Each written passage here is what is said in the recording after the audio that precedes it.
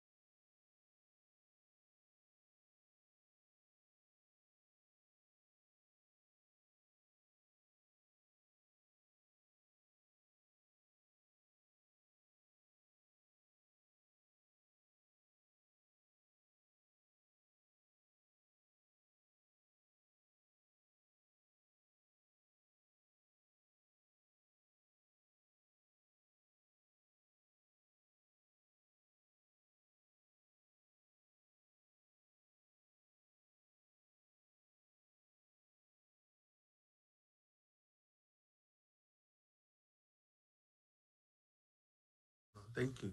Thank you very much. Recording The in meeting of the progress. Hawaiian Homes Commission is called to order. The meeting is being held at the Courtney and King Kamehameha King's Kona Beach Hotel, ballroom number 4, 75-5660 Palani Road, Kailua Kona, Hawaii 96740, and interactive conferencing technology. Moderated by me, William Ilo Jr. Today's date is Tuesday, May the 17th, 2022. The time is now 9:34 a.m. Leah, would you please call the roll?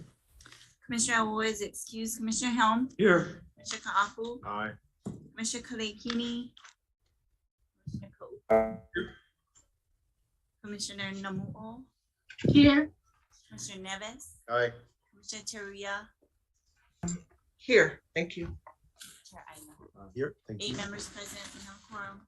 Okay, some announcements to testimony on agendized items. We'll start with those that are in person in the room, followed by virtual testifiers. The commission will recess at around noon for about 30 minutes for some lunch and to convene an executive session for an additional 30 minutes. We have one carryover item from yesterday, item G1. We will take that right after the public testimony this morning and then go into the J agenda. So with that, who's first? Okay, good morning, Auntie Kanani.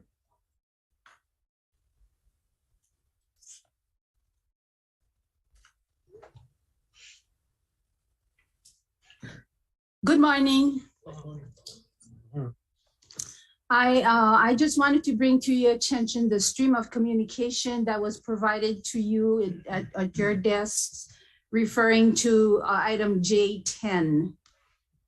Hope you have had time to review that strand of communication regarding the an item to be discussed, the Pu'ukapu, the devastating fire which happened July 31st up at Pu'ukapu Pastoral, and requesting a right of entry. Thank you. Thank you, Auntie I have a Kanani. question. Yes. Wait, wait. Oh, thank you. So what is the status of this? Because I see the last communication was like January of this February.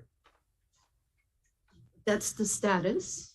That's why she is appearing. That's why she will be testifying, because it's 9 months since the fire, and she will, I'm just saying, be aware. I'm not going to testify for her. I'll be a good girl. Or you just setting it up then? I'm setting you up. Setting you up. Okay, we can wait then. Thank you. Yeah, let her answer yeah, the right, questions. Yeah. Okay. Thank you. Thank you. Thank you. Bo Kahui.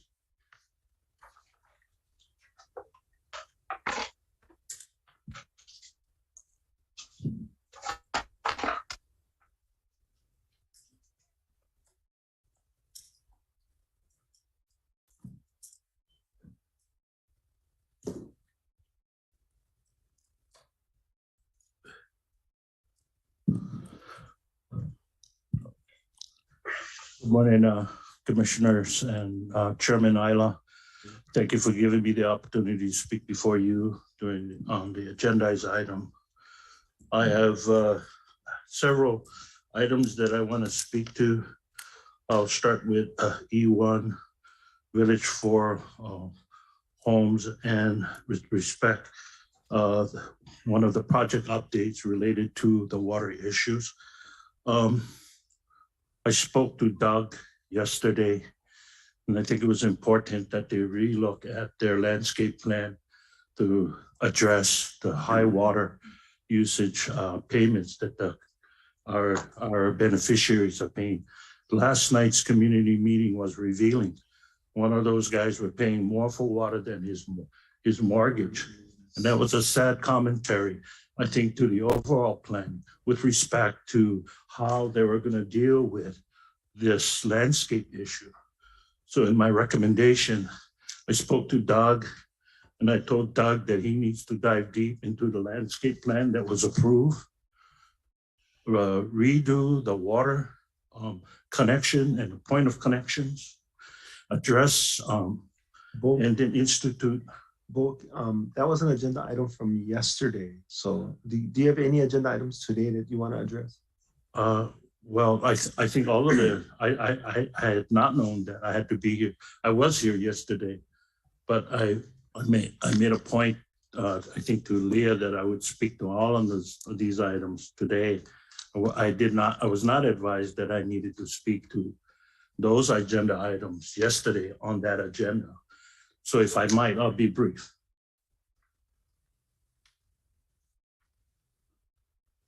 Yeah, be brief, please. Thank you. Again, it's critical that Doug and the Village 4 HEMA, those in that 60 homes, look at a revised plan, landscape plan, but also maybe in the interim, create an association for them to deal with issues like this so that they can address the commission. An interim association, they're not connected to us. I pay $30 a month for my common area maintenance. And I think it'd be wise that they create an interim association that would sunset when the department takes over and the Village of Laiapua Association would take over that. So that would be my suggestion for the record. E2, the housing assistance for the GAP group. I spoke to that at the community meeting last night. Wanted to make the record that my daughter is in that GAP group. My brother gave his undivided lease award to my daughter. She has a good job in California, wanting to come home. She left for college almost 20 years ago and been dying to come home, but no can. So she has no place to come home. So the undivided interest award GAP group, there's those that fall below the 60% AMI and those that are above. So there are two GAP groups that we need to acknowledge that need to be, that need a chance. And for my daughter and my brother's lease, we seek the department's assistance in creating the opportunities for the undivided interest awardees that fall in these GAP groups. So I appreciate that. The West Hawaii water projects. I am on the J agenda today, and I will speak to the water projects.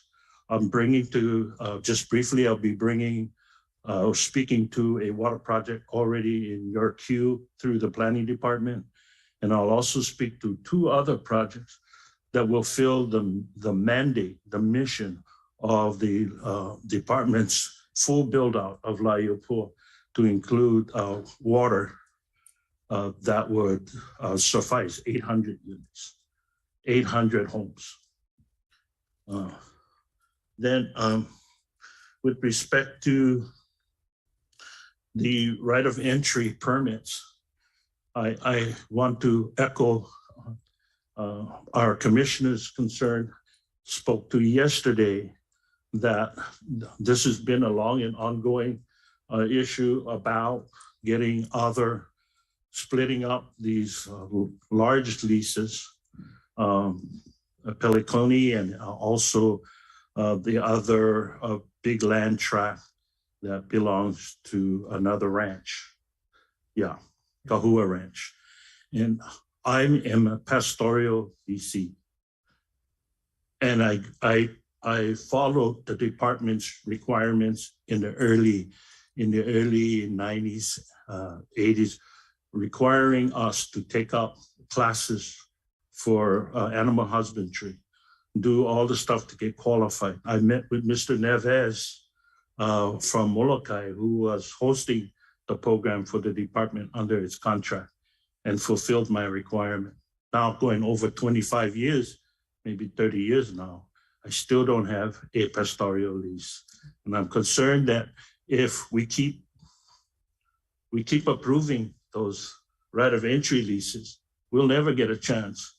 The department needs to break up those lands and serve its beneficiaries and not just one big company. Kahua Ranch does good. I think they do good for the community and all, but we still need that for our beneficiaries. I want to also there's some under C1. I want to comment. I think for this commission and the administration, Bill, you guys did a good job in securing these funds. Although I think long overdue, the $600 million that will now infuse the kind of capital we need to meet the department's commitment to build more homes for beneficiaries. Coupled with that, we'll speak to on the J agenda the need to do this water exploration and so on. Can you, the J agenda stuff that you're gonna speak to, can you speak to it at that time? Okay, and then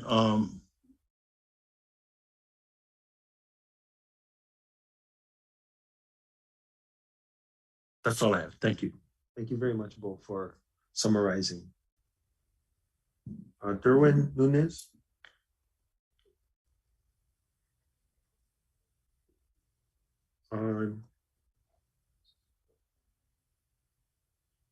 While we work this out, let me bring Derwin up. Sorry.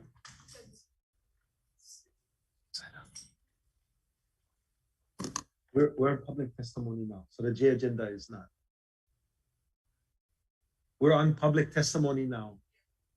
So you're a J agenda. We're not on J agenda. Okay.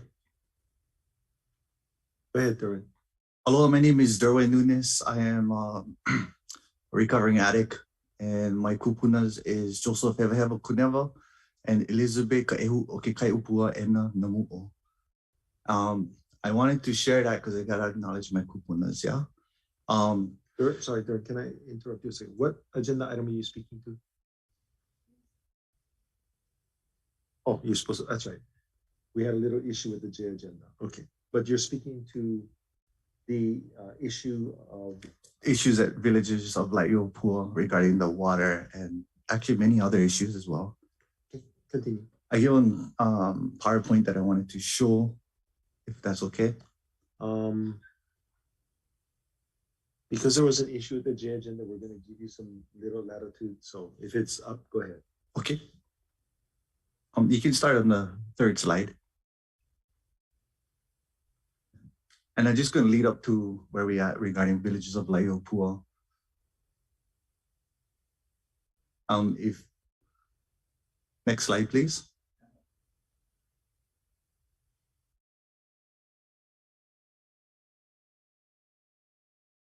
So if you guys, I know we don't have time right now, but if you guys ever have a chance, check out intergenerational trauma and animation. It's on YouTube, but for time's sake. So talking about intergenerational trauma, right? The essence of intergenerational trauma is the loss of security, trust, and vitality. What trauma ultimately does is hijack a person's potential in life. And this is coming from Dr. Carolyn Coker-Ross. I just attended a National Addictions conference in San Diego last week. And they talked about intergenerational trauma. and what that means for people. So I just wanted to remind you guys, I know you guys, Kuleana is regarding the land. Yeah. But there's other stuff because Doug talked about how he never know this and he never know that. And basically he ran into a situation where I think he doesn't know how complex the problems is here in Hawaii for Hawaiian people.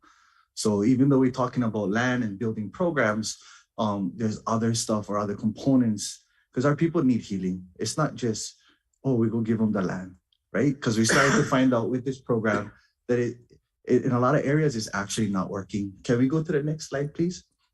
So trauma is a result from an event or a series of events or set of circumstances that is experienced by an individual as physical or emotional, harmful or threatening, and that has lasting adverse effects on the individual's functioning and physical, social, emotional, and spiritual well-being. This comes from SAMHSA.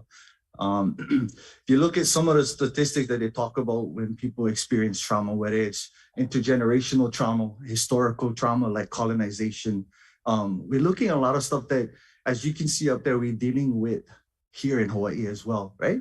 15 times more likely to commit suicide.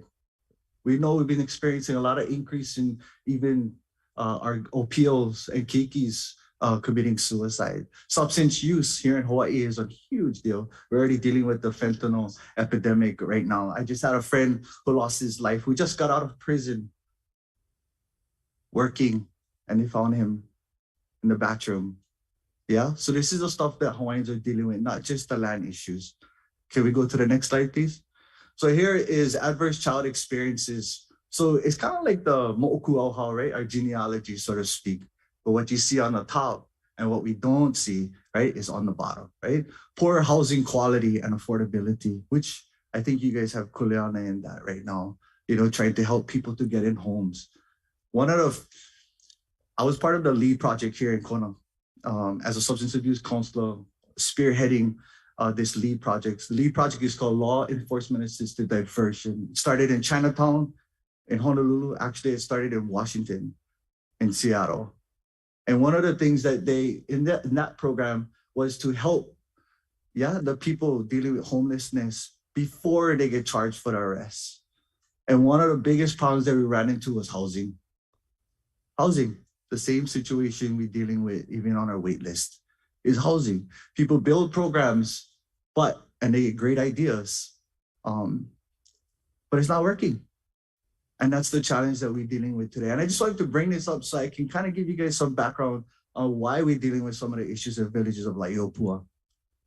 Okay, so poverty, discrimination, community disruption, lack of economic opportunity, violence, homelessness, incarceration, mental illness, divorce, physical and emotional neglect, maternal depression, emotional and sexual abuse, substance abuse, and domestic violence. Sounds familiar, right? Can we go to the next slide, please? Okay, so in the Maslow's hierarchy of needs, the very bottom is called physiological needs. So anybody who went to school would probably know this, especially if there was a psychologist or sociology, any of those things. Food, water, and sleep. We talk about this as sustainable, having food for our people. Yeah, I'm sure one of the commissioners talked about it yesterday regarding sustainability with food, water, sleep, where we sleep, right? Someplace to put your head down and know that you're safe, that you're not gonna lose your home, you're not walking on broken glass to meet the criteria of a project, right? Some people cannot sleep right now because they don't own home. So they live on the streets. They make do with what they get, they survive.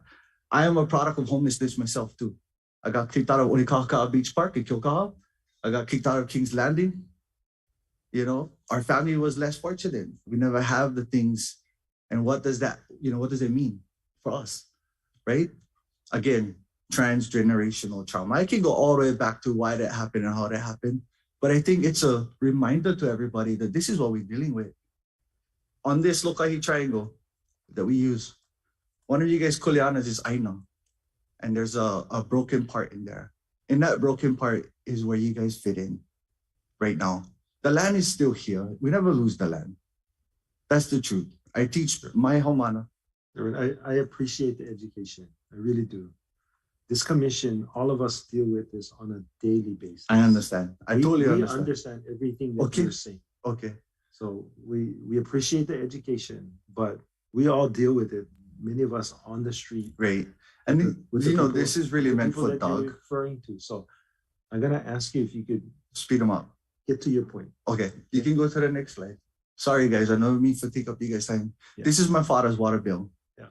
Okay, so according to this project, 600 gallons per day, right, per tax map key, 60-day cycle, that's 36,000 gallons of water allotted for each home or single family home, basically, right? We get on 2-bedroom house, me and my father. My father is disabled, right? He's in an ADA home.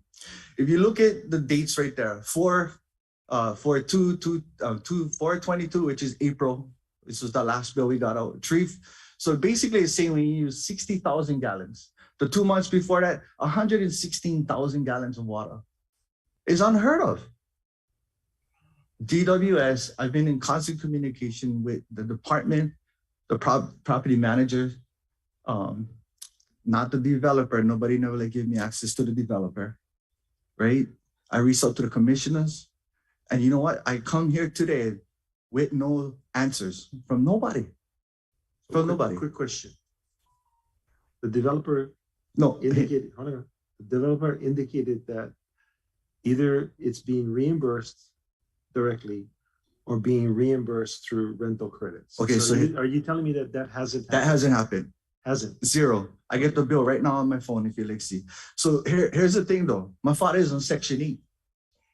So even if the family came together for help to my father, he's gonna lose his Section 8 because they didn't give him $700 or $1,000 on paying his water bill.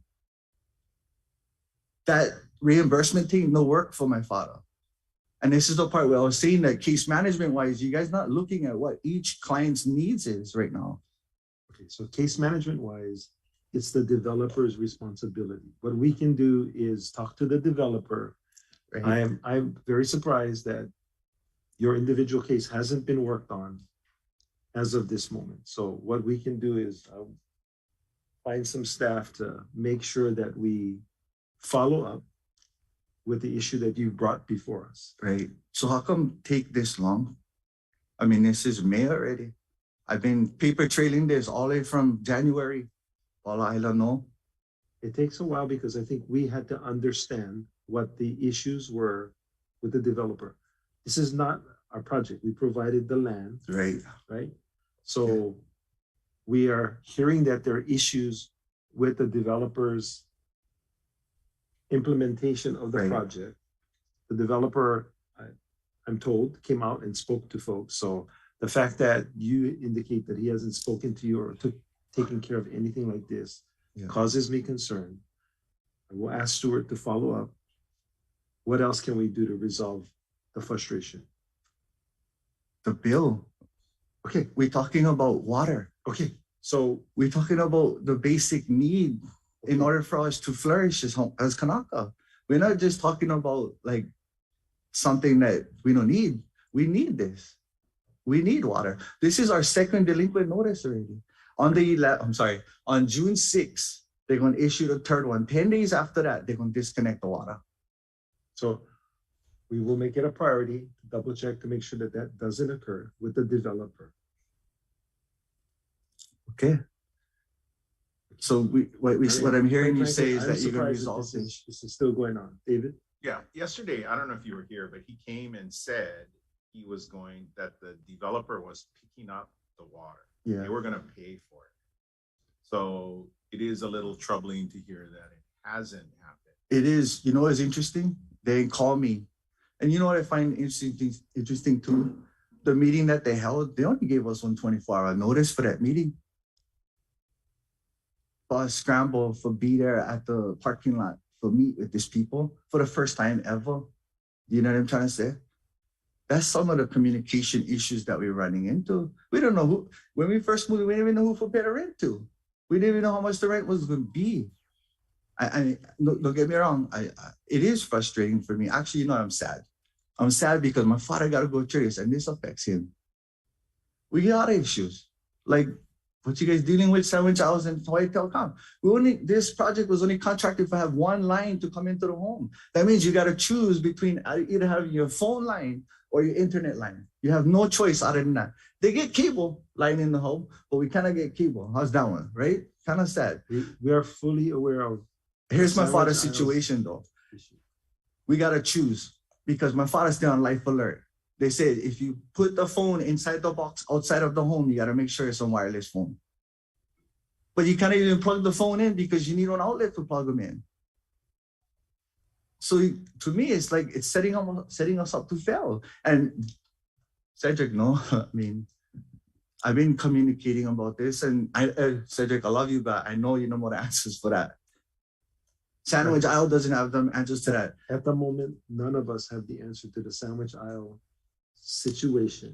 It's making its way through court, and the department does not have complete control of that situation. Right. So I can't provide the answer that you want right now, other than to tell you that we're trying to resolve it as quickly as we can. As far as sandwich aisle, I'm talking about how come we only get one line coming into the house? That's a developer issue. That's a sandwich aisle issue. It is? Yes. So they didn't install all of that. They- Wiring. They control the pipe, so to speak. right That's now. coming as an infrastructure. That's coming out to the Right. front, which the service, it's either or right now. Right. So we get both. Believe me, everybody on this table understands your frustration with the sandwich aisle situation, Okay. but it's not in our power to fix it today. I'm not asking for today, but when nobody can get back to tell me that you want solution, brother, no worry. Hang There on. will be a solution. We just can't tell you what it's gonna be right now. I know what I'm saying is that it shouldn't take 5 months for us to get a response back from what is the department, which I think should be the voice for us in a way. But right now, the way I'm hearing it is that the developer has more say because this is the developer's program of however they got the money from, right? And you guys' hand is almost tied to whatever this developer does. Because if you cannot answer me and nobody can answer me, then If the department did not partner with this developer, I understand. there would be no project. Okay, Now, I hate to sound crude. No, and I hate to it's sound okay. cold. We're learning as we go through this process. This is only the second rent with I option to understand. purchase. It's 2 square pegs that we're trying to put into a round hole. So I understand your frustration. Yeah. I just gotta ask you, to just continue to be patient. I know it's frustrating to be patient, but this is as fast as we can move. This commission doesn't have the power to provide you with immediate relief Mhm. right now. What And I know about? that's not what you want to hear, but No, I but guess what you gotta about a tell simple phone call? Say, what you. about As the something like that? depart- Okay, brother, as the department has become aware of these processes, we've reached out. So we're starting to understand the problem. We've prompted the developer to be more responsive. That's where it is right now. Okay.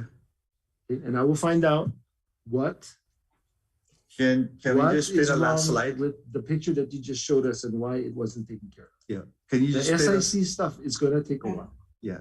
can you just spit a last slide real quick? I mean, that one with the houses. I just like show you an aerial shot that I took myself. If you see that fence line and everything below, the fence line and everything below, that's what the beneficiary is paying for. Anything outside the house is what the beneficiary is paying for. And this is on a rental. This is not even home So ownership. we understand this problem. Our acting head of the Division of Land Development has already spoke with the commission yesterday about a possible solution, I understand. And which is basically, hopefully, because to me, it's like this. which is to pull it out of your lease so that you're not responsible for it any longer. Not only that, but you guys get a lot of homes that you guys gonna build, and people gonna run into the same situation if we kind of fix this. That's what I'm looking at. We don't like create more trauma for people. No Again. action is continued trauma. I'm just saying. And I understand. And going forward, we will take the lessons learned and try to avoid creating any more trauma for anyone else. Okay. Well, I mean, that's where it's at right now. There's so much things, and I just wish we had more of a voice in this from you guys to talk to us and let us know. Because that's what it's actually dividing the community in a lot of ways. You know, the landscaping is terrible. And yes, that's our strength. We can work on the land. That's not a problem for us, but we don't know whose responsibility was. The orientation that was given was in January. Nobody would move until June or July. It had nothing to do with what they was going to be dealing with. Nobody would orient any of us about disclose any of this information about what we were going to be challenged with to prepare us for rainy days like that. Understand what you're saying. We will learn the lessons. Again, this is only the second time that we've done a project like this with a partner.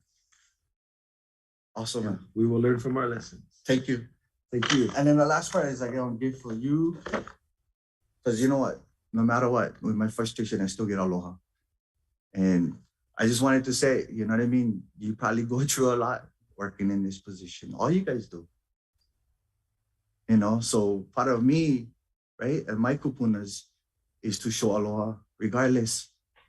Wow. So I get for you, Mr. Ka'apu, because I know you're going to retire already, right? Gotcha. That's what I heard. One more meeting. Okay, but still it's coming, right? I don't know when I'm going to see you next time, right? Same with you and Tyler, next generation. I pray for you, brother, you know what I mean? And the rest of the commissioners, you know, because you guys need them. So I get here is noni and sandalwood soap for you guys. And iliahi, right, is a tree that we're trying to restore and rehabilitate back into the land. You know, I was blessed to be able to be a part of that and planting iliahi here on this moku. So I wanted to encourage you guys by giving you guys this as a makana. So mahalo. Yeah, and I want to congratulate you on your reconnection to the Aina and your advocacy for our people.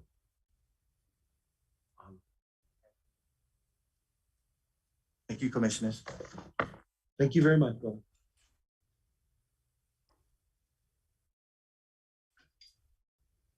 And we will be in touch. Okay. We have online Kawi Peralto.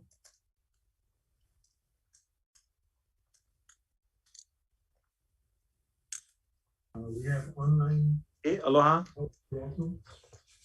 Aloha. Aloha, Kawi. What agenda item are Aloha, you my kako.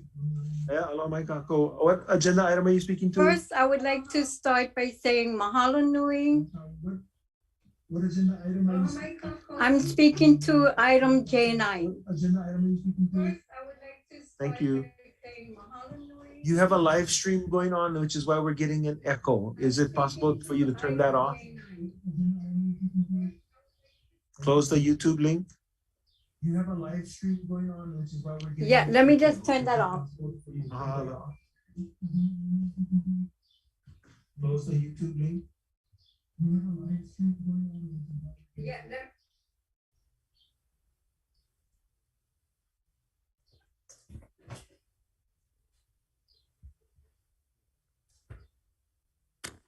Aloha, Chairman. I'm speaking to agenda item J9, the Kamoleau project. Okay, thank you. Much better. Proceed. So before I get started, I wanted to express from the Panaewa community, mahalo Chairman Ayla, mahalo East Hawaii Commissioner Michael Kalekini, and mahalo to Kahanu. We have started this morning the bulldozing of our property.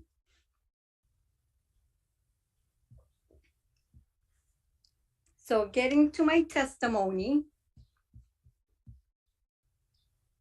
I also submitted a testimony. Okay, go ahead, proceed. So I would like to say, o wau no o kau'i Peralto no Panaewa Maiau. Today, I am here to speak on behalf of the Kamoleau project.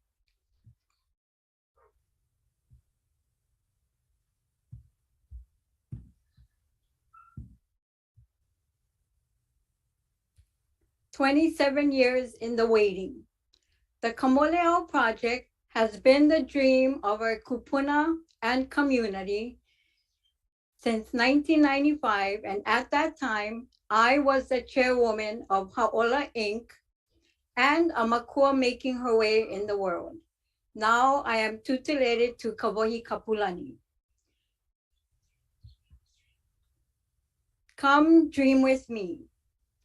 Today, I employ the commission to help us be dream makers for our lahui. Envision our Kamoleau completed and filled with the sounds of keiki running and laughing, kupuna engaging in olelo Hawaii with their keiki and mo'o, Hawaiian music, kumu and their haumana chanting and sharing the stories of our kupuna and ancestors through hula, the greater community as well. That all important first birthday luau, celebrating graduations and accomplishments, celebrations of life with multi-generations.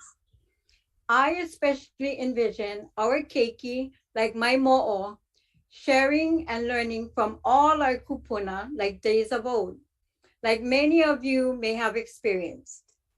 I would like to have somewhere all our mo'opuna can come to ma'alama their kupuna like us.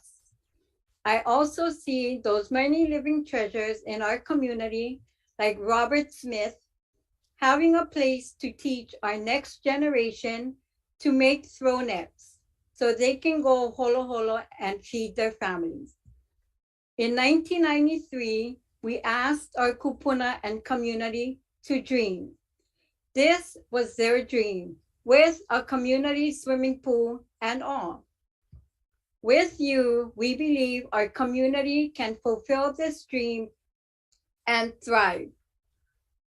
Mahalo, commissioners, for dreaming with us today, and a special mahalo to Commissioner Russell Kaupu for being a part of this dream of Kamoleau from the beginning. Mahalo, commissioners. Okay, thank you, Kawi. Any questions? No? All right, mahalo, Kawi. That ends this portion of the public testimony. Mahalo nui. We will go to agenda item G1, which is a holdover from yesterday. Andrew?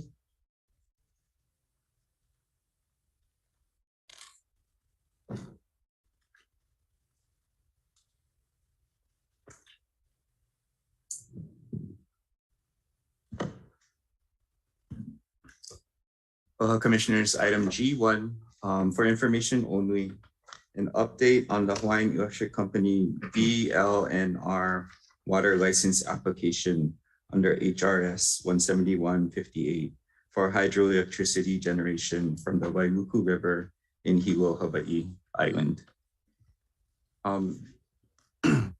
Just as a brief overview and background, commissioners, per legislative direction, the Board of Land and Natural Resources of the Department of Land and Natural Resources was required to convert month-to-month right of entry permits for water use off of surface water streams to licenses. The Department of Hawaiian Homelands has monitored this progress because the department has three interests in BLNR issuance of water licenses. One, how does the water license impact the department's ability to provide water for homesteading? Two, how does the water license impact Native Hawaiian traditional and customary practice? And lastly, 30% of water license fees are to be paid to the department's Native Hawaiian Rehabilitation Fund under the Hawaiian Homes Commission Act. DHHL has been working with DLNR and water license applicants to educate them about DHHL interests in water.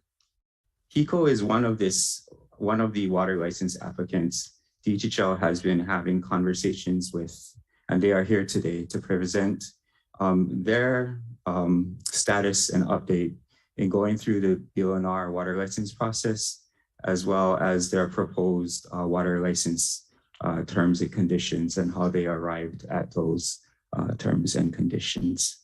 With me today, I have Kevin Waltgen from HECO. Sorry, I didn't catch your name. Ryan Kohatsu from HECO. And online we have Dr. Jonathan Wikeke Shoya, should you have any questions for staff on this matter. With that, I'd like to turn it over to HECO to walk you through their update on their water license application process.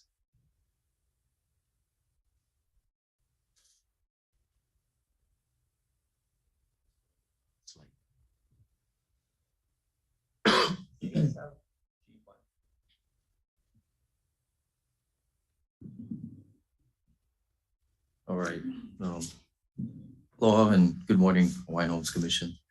Thank you for the opportunity to give you guys an update on some of the water lease things that we've been working on. Anyway, my name is Ryan Kohatsu. I'm the maintenance superintendent for Hawaiian Electric on Hawaii Island. And joining me is Kevin Waltgen. He's the director for Hawaii Island. We're here to just provide an update on the long-term water lease for our 2 hydroelectric plants located on the Wailuku River. Next slide, please. Oh, sorry,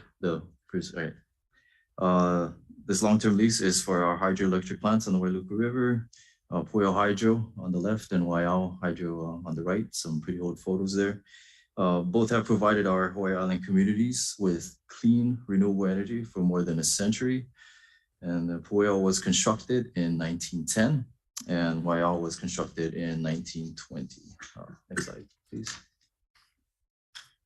The Pueo plant on the left was constructed in 1910.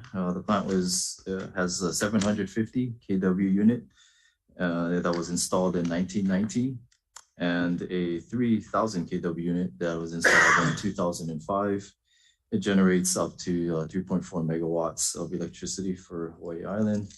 The Waiao plant, that's the inside of it on the right, was constructed in 1920 and upgraded in 1947. It has a 350 kW unit and a 750 kW unit and generates up to 1.1 megawatts of renewable energy. Next slide. The plants are a run of the river, so it is a non-consumptive use of the resource, and thus whatever water is diverted is put back into the river. You guys can kind of just see on the illustration, it's diverted higher up, goes to the power plant and put back into the same river, little lower on the river. Next slide. The water lease documents, the long-term water lease documents we plan to submit for BLNR consideration consists of a watershed management plan and a water lease. The watershed management plan is managed by the Division of Forestry and Wildlife, a division under DLNR. The water lease is managed by DLNR. In addition, water monitoring is managed by the Commission on Water Resource Management, a commission under DLNR, and we are working with CWRM on an MOA. All documents are negotiated with DLNR, and the documents are subject to approval by the BLNR. Next slide. So some of the parts of it. First, there is a watershed management plan that we are projected to have a cost share in. The plan is only enacted with a valid water lease agreement with the DLNR, and management actions and costs are subject to change. The need for successful implementation of the plan is to maintain the water supply and ensure continuous flow to sustain stream life and promote the cultural significance of the river. And on the next slide, I'll have Kevin take over and he'll kind of get into the details of more of the water license part. Aloha, Chair and Commissioners. Thank you again for this opportunity to update you folks on this water lease, long-term water lease. It's been a long road trying to get to some kind of agreement that we can get in front of DLNR. This water lease consists of a 30-year lease instead of a month-to-month that we're currently in. It had to come up with a way that we could make it where you can come up with a fee that is reasonable for our terms, which is we take the water, we use the energy from the water, we put it back into the river so others could use it. So we looked at the mainland, looked at how they handle hydro plants in the many different states, and we took this FERC rate, which they use here in Hawaii already. I'm not sure if you guys are familiar with Wailuku River Hydro on the Wailuku River. They use the FERC rate to pay lease rent for using that water on a year-to-year basis. And the way it works is the amount of kilowatt hours you generate, energy that you generate, they calculate that cost or that lease based off of a rate times that. So we took the FERC rate, which is being used, and came up with an agreement with DLNR to go ahead and use that in this case. So we generate roughly about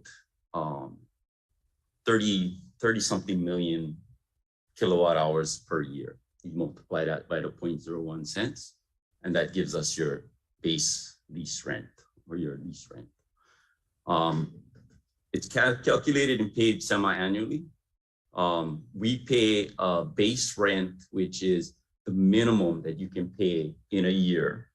So over a 5-year period, you average out how much that looks like over the 5-year period, and that becomes your base rent. In other words, we won't pay anything less than that. Whether the water is lower than that, we will still only pay that. I mean, we'll pay that as a minimum. But if we generate more than that, we pay on the per kilowatt basis. And then on the second payment, whatever the difference is from that base rent to what we generated in a year, calculated, becomes the payment at that second payment. Annual rent increases can be done every 10 years based off of the prevailing FERC rate. And that's in the lease agreement. The rights under DLNR is they reserve the right to inspect the diversion, inspect our facilities, look at the records on the kilowatt hours generated, because we got to track that and look at that information. And they also reserve the right to audit, right? Ask for the data records, ask to check it. Next slide, please. The watershed management plan, thank you. No problem. I was going backwards. Sorry about that. The FERC rate, what we did is we kind of looked at, there's 48 states in the United States that actually deal with water rights or water in general. So we looked at 30 states out of the 48 across the nation and tried to see how and what they did. And there's so many different water rights laws and ways that it works that we found out that FERC rate actually was a common way in which they use to generate or calculate some kind of lease. So we said, well, that seems reasonable. There were two types. There's a FERC and there's a BOR, about 10 times higher than water rights fees in the states that did assess some kind of water rights fee. So it kind of looked like it was reasonable to go that route and have this conversation. And then in prior Hawaii precedents, as I had said, Wailuku River Hydro, they actually use this FERC rate inside their lease. Next slide, please. So the other part of the documents that Ryan had talked about was water monitoring, or MOA, right? The Memorandum of Agreement. So when we sat down and talked with DLNR, 3 things came up, right? The lease itself, the watershed management, so that the water is there for all to use in the future, protecting that part of it. And the last piece was this monitoring, which is actually done by Seaworm. And they monitor to make sure that they ensure that the water itself does not get detrimented, or the river does not get detrimented by overuse or overtaking of the water. So one of the things that came up was they wanted to add a new monitoring system above where our intake is and has been for, like Brian said, since 1910, and actually capture some better data than where they're at. So we are working on a memorandum of agreement with Seaworm to establish that monitoring system. Next slide, please. And lastly, before we get to you guys' questions, when we looked at this lease, we have to kind of consider what happens when you have all the annual lease, you have the investment into the plant. How does that impact our customers, right? So if you increase the annual lease so high, which is the water lease, the watershed, and the water flowing monitoring systems, and that increases on top of our operational costs, then it drives the customer's cost up. So we had to balance that. Look at what's going on, look at the different RFPs that's coming out with solar, and come up with a decision that if it gets too high, we probably won't be able to do the hydro, right? Because why would the commission, because we are governed by a commission as well, why would the commission approve us moving forward if they can get solar at a cheaper rate? So we had to balance that. We're not as cheap as solar, but we're not to that point where the commission should tell us, no, don't do it. So these are the things that we had to consider as we discussed this with DLNR. Next slide, please. And any questions you guys would have for me or Ryan? Okay, commissioners, question? On the screen? Yeah, go ahead, Mike.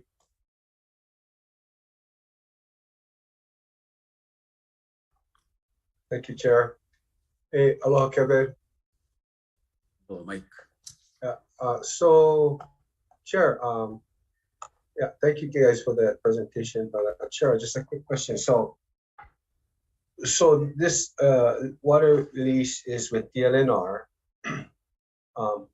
but our involvement is that we get 30% of the lease payments. Is that correct, Chair? Of the water license fees, yes. The water license fees, which is what, okay, so Kevin, did you say that you guys estimate 37 million kilowatt hours per year on these projects? Yeah, about that. This can go up or down depending on the river. Makes sense. So what about yeah, wow. So just for the commission to know, Kevin and I know each other because I'm an independent partner. But this is a little different because for me, this energy is being generated by Hawaiian Electric. How does the like, is there a revenue piece that Hawaiian Electric uses in this calculation as far as what the anticipated amount of revenues this 37 million kilowatt hours would generate? So Mike, just so that you know, same like any other type of project, you take the capital investment in the project itself, the O&M or the operational and maintenance costs, which we have to spend every year, which includes the lease component. And then we calculate that based off of how much kilowatt hours we generate in that plant. And we come up with a cents per kilowatt hour cost for that generation.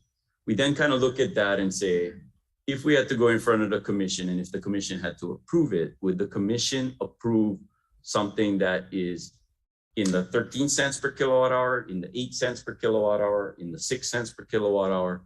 And you in IPP side understand that that can take a while, that can actually go any which way. You know? So when we looked at this, the price tag that we set our bounds on was at 8 cents per kilowatt hour, which is still higher than the solar prices that we were coming in. We're trying to match as close as possible, but we calculated based off of that. And that's what this lease came out with when you generate the amount of kilowatt hours in the year times that cents plus the watershed management piece, because the watershed management piece is based off of the 1 million gallons per day, right, that we use for the plant. And then they give us a shared cost of what that percentage is from the river. And they discount that based off of the fact that hydro is going to help to reduce carbon. Because if you run hydro, you don't use fuel. So because you're not using fuel, you save on the carbon footprint, which then says it helps on the forest side of it. So they basically gave us a discount on that, especially since we're not consuming, we're not keeping the water is still there. So yes, we did do that analysis, Mike. Okay, And the analysis came out to about 8 cents, 8.39 cents or something. okay. So the lease, the longer term, the 30-year lease, is that pending before the land board? It hasn't gone in front of DLNR yet. Okay. And the reason why we haven't is we wanted to at least come in front of the DHHL before we present it to DLNR. So just understand, as we kind of got through with DLNR, we got to some place where we could feel comfortable in order to come to you folks. Our next step is to go in front of DLNR, hopefully is either July or June or someplace around that time frame. Okay, appreciate it. So a question for you, Chair. So will the department or is the department planning to participate when that lease is coming up for approval at the DLNR? Chair? Department will definitely be providing testimony. Okay. As in a previous discussion with the land board about water licenses, in which we disagreed on the appraisal process that the Board of Land and Natural Resources was using. We disagreed strong enough to request a contested case. The contested case was denied. We are appealing that to the circuit court. As you know, the Department of Hawaiian Homelands has a constitutional duty to its beneficiaries and the trust to obtain the most reasonable return on water licenses, because it goes into our rehabilitation fund. So I'm not sure when that appeal is going to be heard, but I'm very confident that our attorneys are going to make the arguments that it's too important. The appraisal process for water licenses is too important to the department and the revenue that's generated to the department not to pay attention. Agreed. Yeah, I totally agree 100%. So I did have a discussion with Dr. Schur about the overall status of water leases and such statewide. So yeah, it's a huge opportunity, and I agree that we should be at the table with BLNR or DLNR. But also, I just want to say I do support Hawaiian Electric 100% in their endeavors for this clean energy that they're embarking on. So thank you. Thank you, Mike. David? Thank you, Chair. Are we going to hear from Jonathan as far as his position? Because and I appreciate you guys coming and giving us the presentation, but when I do the math, it's nothing, right? When you look at what's actually going to come to Hawaiian Homes as a result of this, like 10 grand a year, maybe, for the use of the water. And so, you know, if you guys are getting 8 cents, you know, you're talking a few $1 million paying us 10. So that's the problem that I have with equities of, and you guys are showing us the equities of, you know, your cost and then what you got to charge the customer. 10 grand is not going to tip you guys over the edge, you know what I mean, and put you into bankruptcy or make you raise everybody's rate. So I am a little concerned, and I am hopeful that our appeal is successful, because I think we do have to get a better rate of return, especially since no one has been paying on water leases since forever, right? We didn't get paid even though we were entitled to 30%. No one had a lease with anybody. And it's only since the latest court cases that they said you guys have to enter into water leases.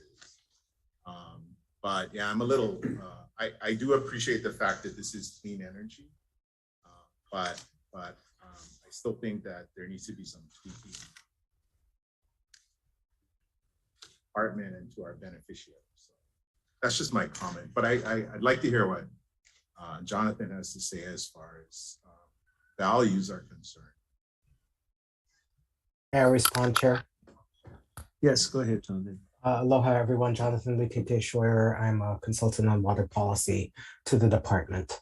I'm mostly here to answer direct questions from the commissioners, but I'll just sort of raise three things at the time in response to the presentation and discussion. First is I'll just note for you that after searching, the department has no records that we were ever consulted on the upper Wailuku River helo plant that's being referenced as a precedent. So in terms of our involvement on it and whether we would consider it to be a fair precedent for setting the rate for this lower Wailuku River project, we have no record that DLNR ever consulted with us. So we probably wouldn't stand behind that as necessarily an advisable process to look at as a precedent. Second thing is that,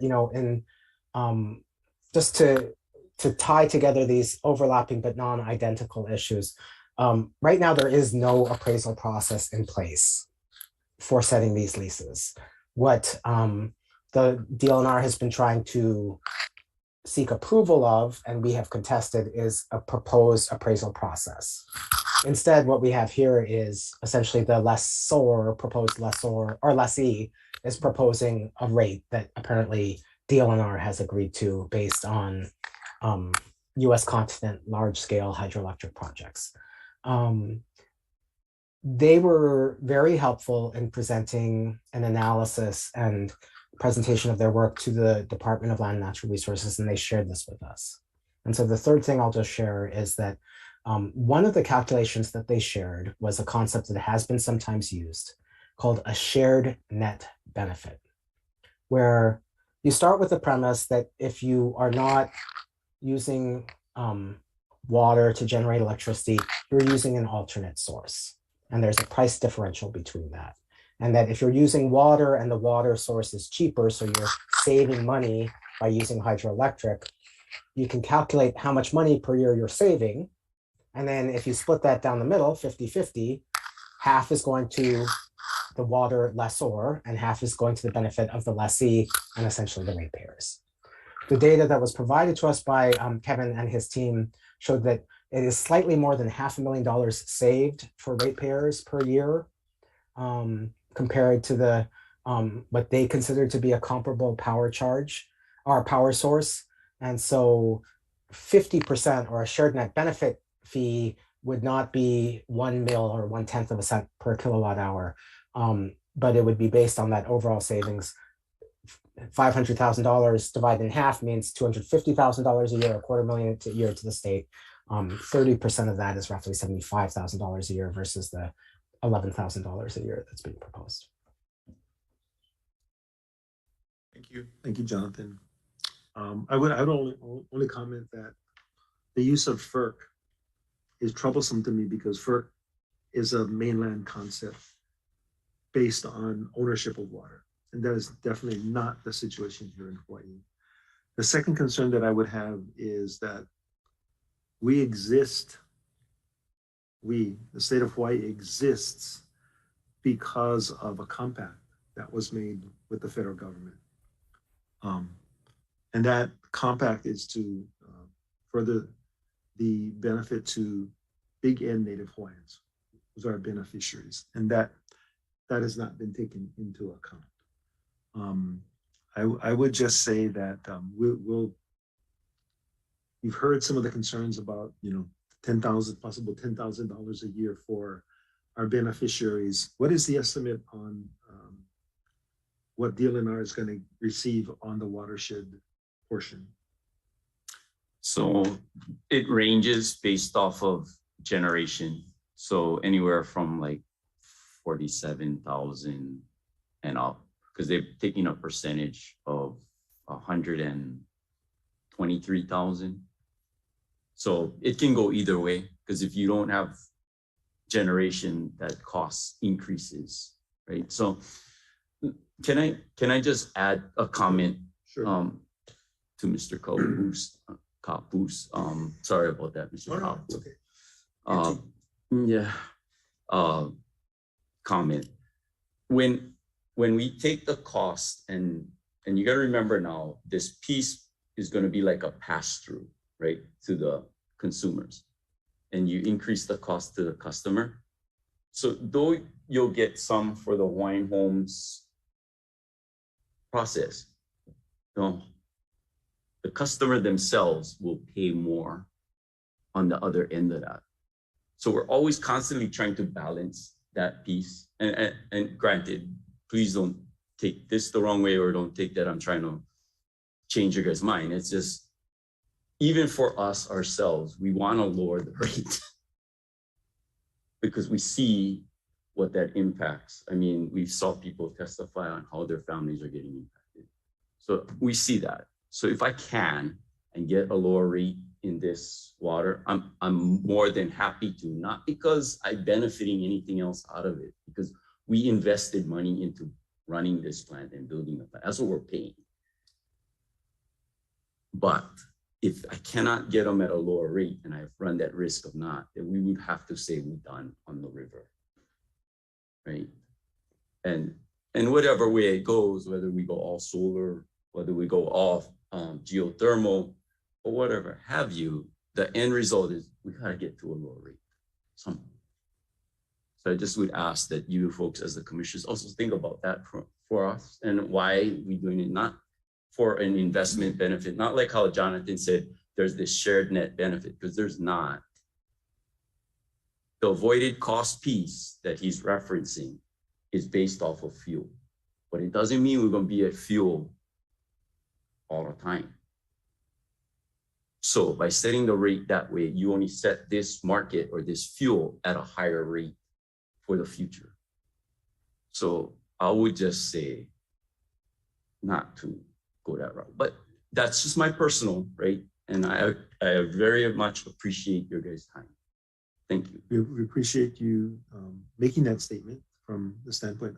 Currently, how much of the power that's used on Hawaii Island comes from the different sources? How much is coming from fuel? How much is coming from geothermal? How much is coming from solar?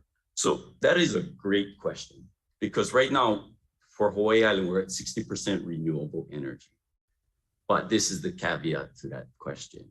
And this is why I reference back to Jonathan's statement about the shared net benefit piece, is because we do have IPPs that is renewable wind that are linked to the avoided cost, because PERPA, which is the law that made shared net benefit happen in the past, was the rule that said, whenever you take renewable energy, you will pay them at what it costs you to avoid the use of that fuel, the avoided cost. And those contracts that we have in place now is very expensive because it's rate based off of what we pay on the fuel side, which today is anywhere from 17 to 19 cents because it's fuel. We all see it. So that's why I say I would stay away from that piece so much, not because I think Jonathan is wrong. I just think that if you get locked into that, that becomes your next thing that is an avoided cost contract that we're trying to get off of and we're asking them to get off of. Yeah.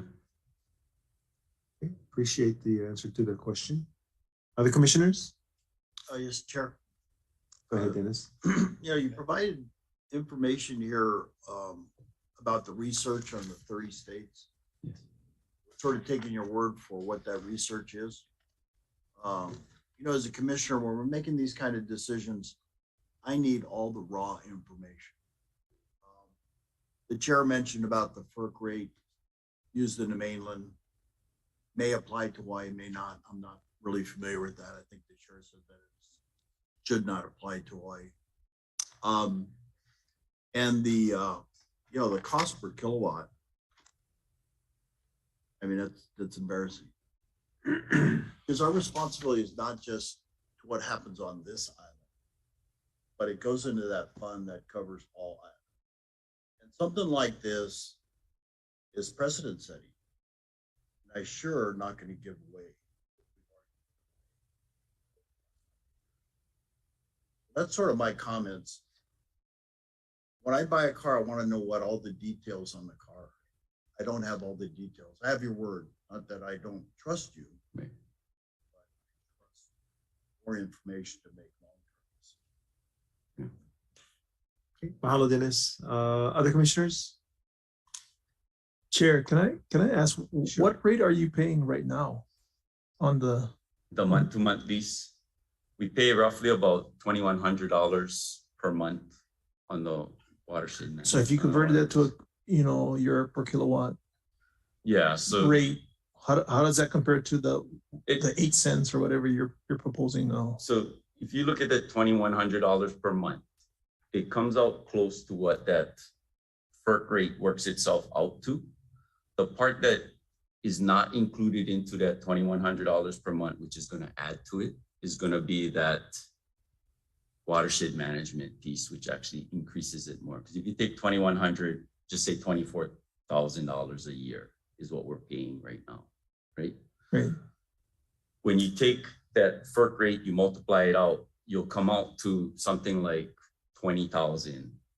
But on the watershed management side, which is around 40-something thousand to up to 123,000, depends on how much kWh you generate.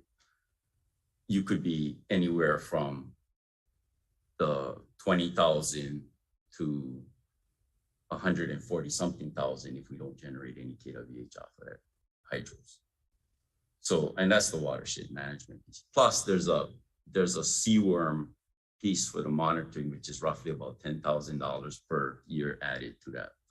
So instead of paying the $24,000 that we pay now, we're looking at somewhere up in the range from 69, 79,000, right? Which is 50,000 more than what we pay now. And we're still trying to make it work. And then additional question, when you back into a rate that you want to pay based upon what you think the PUC will allow you to basically pass through to the ratepayers, and comparing that to what you pay on other sources, aren't you disincentivized to put any money into upgrading your facility and keeping it efficient because you're just going to run the same? I mean, I was trying to write down, but this is old equipment, right? And you've upgraded it and over time, but there's no incentive for you to spend the capital to improve the efficiency of the facility, because then you're paying more versus I think the rate that Dr. Scheuer has suggested, which is this of what it costs, you are incentivized to make it efficient because you're paying kind of a fixed rate. So you want to get the most out of your equipment. Am I making sense? Or I think so, but let me try to spin it a different way if you don't mind. So you're right. What is the incentive for us to go ahead and rebuild these power plants? So just for your knowledge, right? Because I didn't bring this up in any of the discussions that we've had.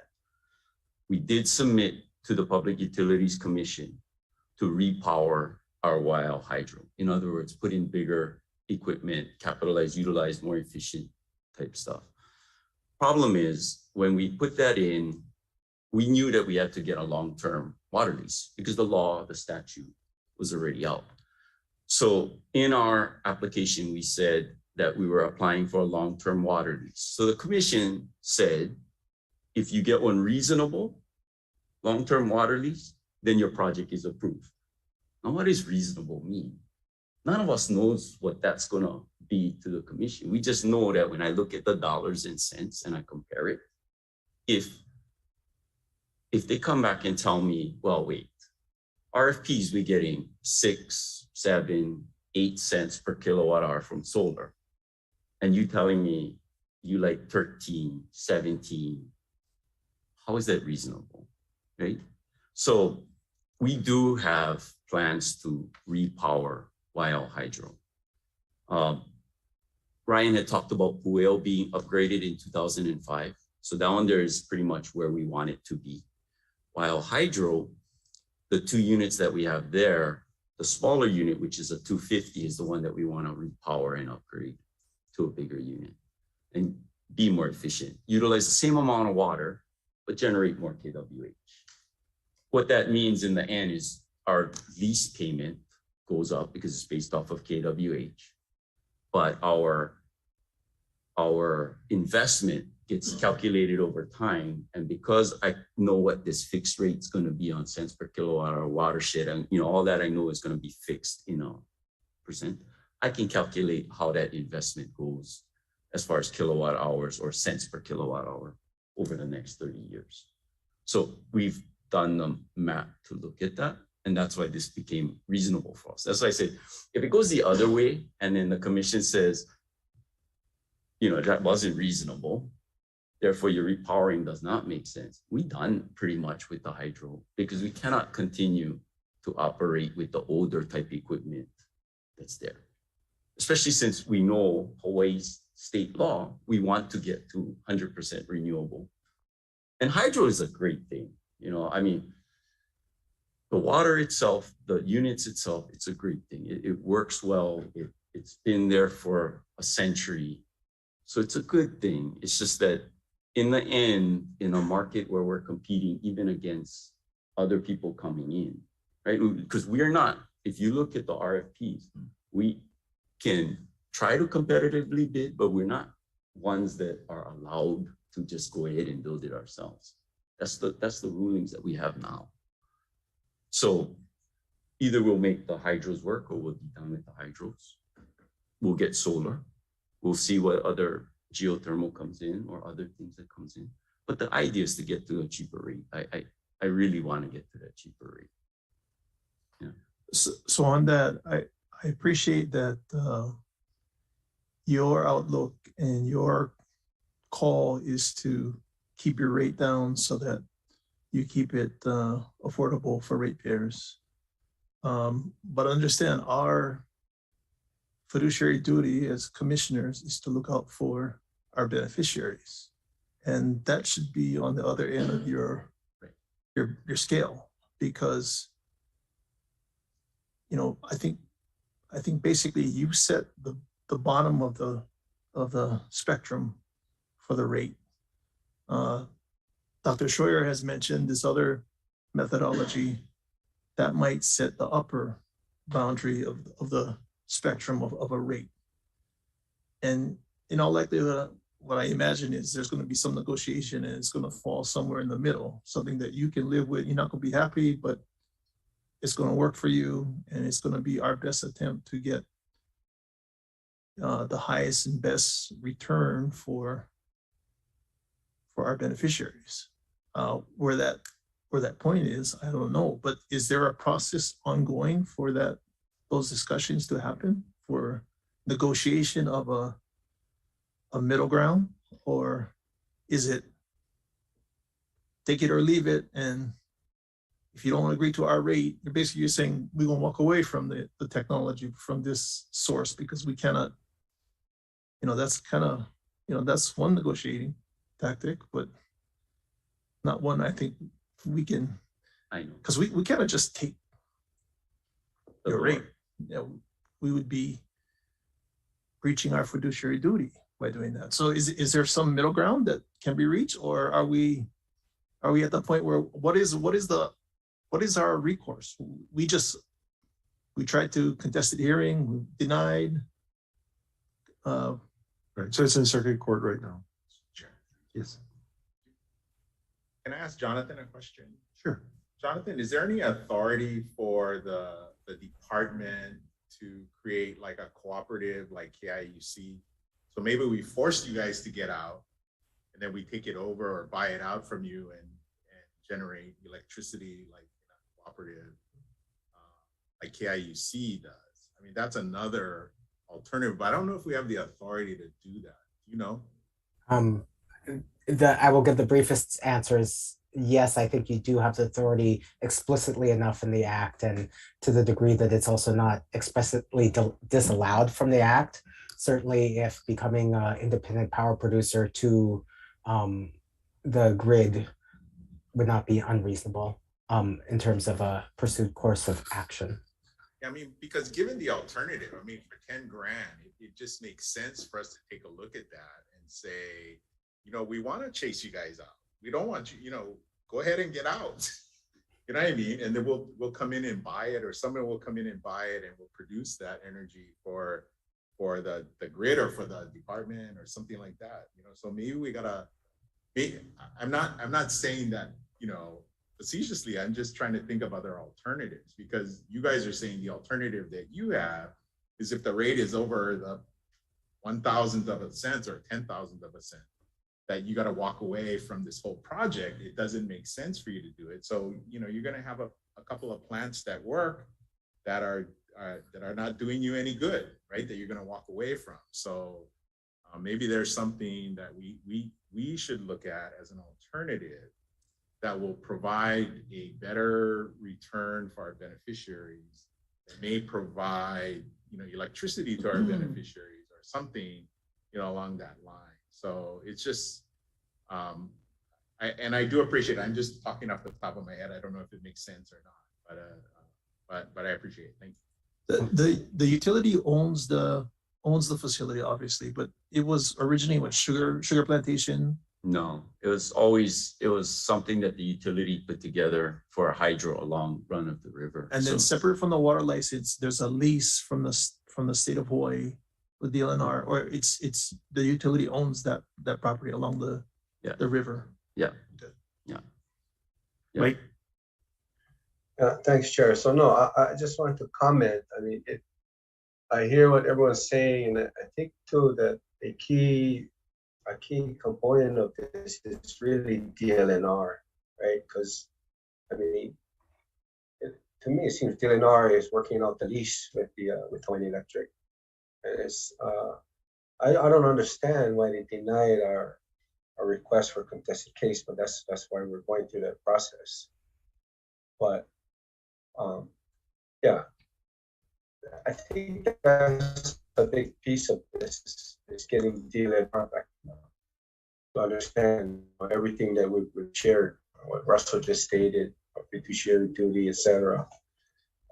But that's my comments. I think DLNR is a big piece of this. Okay, thank you, Mike. You're absolutely correct, because I think in the change of the statute, DLNR was able to eke out a component as funding for watershed management from the water licenses. So that's a change. Prior to that, I don't think that they took such a big cut from this. One quick question. These facilities basically have operated for more than 100 years. So you've recouped your cost of investment many, many times.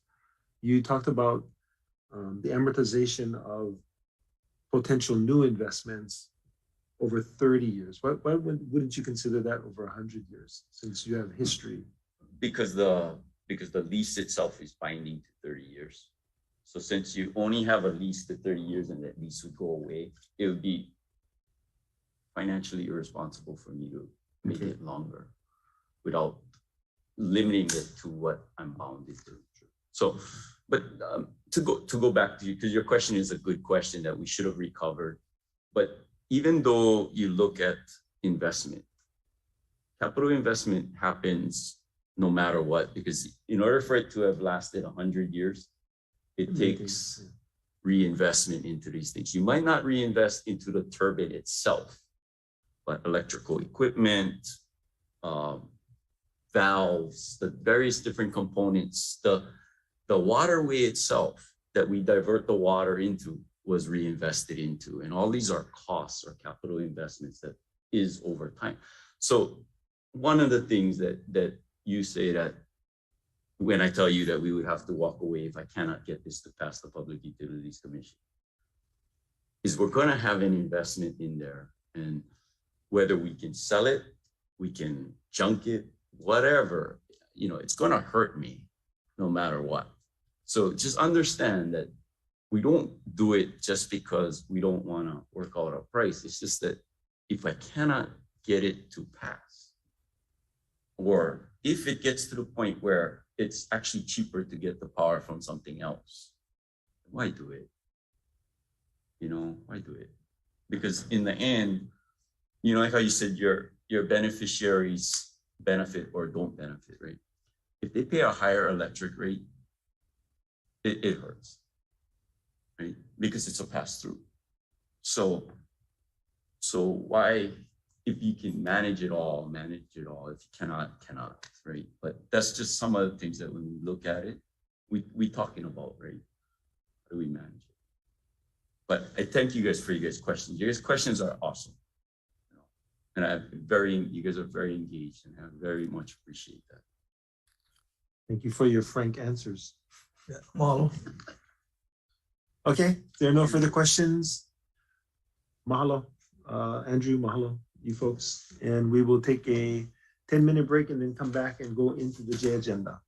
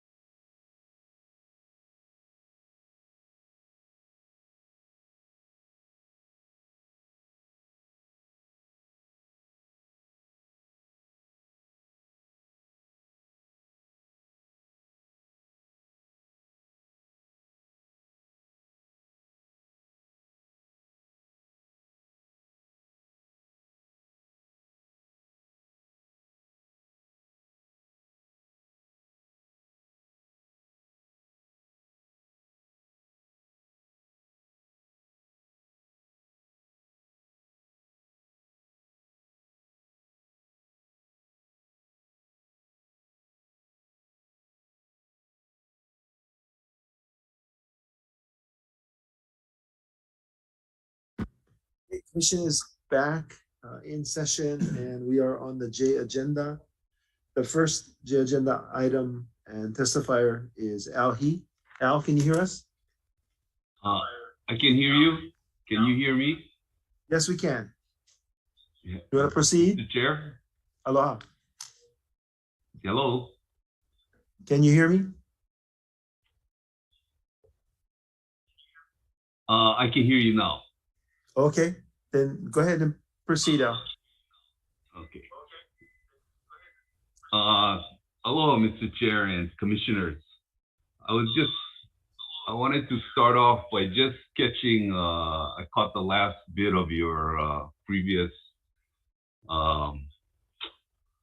item agenda. And I wanted to just make a few comments on that. I'm the developer of the Upper Wailuku hydroelectric plant. I understand hydroelectricity very well. And, you know, what I can see the commissioner's eyes glazing with all of this avoided cost and calculations, et cetera, et cetera. I've been one of the ones, because I was a developer of hydroelectric plants in Hawaii. I had to fight with Hawaiian Electric and I had to fight with the state to get it done. I understand avoided costs probably better than they understand it, just because I had to put it in place. So I certainly understand you're glazing over when they're talking about this. But this is part of what I thought I could bring to the commission. And, you know, Commissioner Kapu had an interesting comment on this. Why don't we just buy it? And I could tell you, that's what I was trying to bring to this commission. You should buy it. Then all of the benefits go to the beneficiaries. Or you should let a beneficiary that is qualified, like me, that has done it before, to buy it and to bring all of the benefits to the beneficiary. Then you're not in this morass of trying to understand what is a fair price. FERC, I agree with the chair, is a foreign concept. It is a mainland concept. However, they do try to extend their jurisdiction to Hawaii. And they specifically on the Wailuku, they try to extend their jurisdiction there. There is no precedent for what you are trying to do with the Wailuku upper hydroelectric plant. And the upper hydroelectric plant is the largest hydroelectric plant that has been developed in Hawaii. And it will run for 100 years. Anyway, and my last comment is, I had to kind of laugh at the balance that Hawaiian Electric likes to make as far as what to pay, because eventually the ratepayers have to pay that. At Kauai High, they were offering the Hawaiian homes, they were offering $1 in love. I went in and offered $5 million to do the same thing. Until you have somebody competing against them, you never know what the true cost is or the true amount that they can pay is.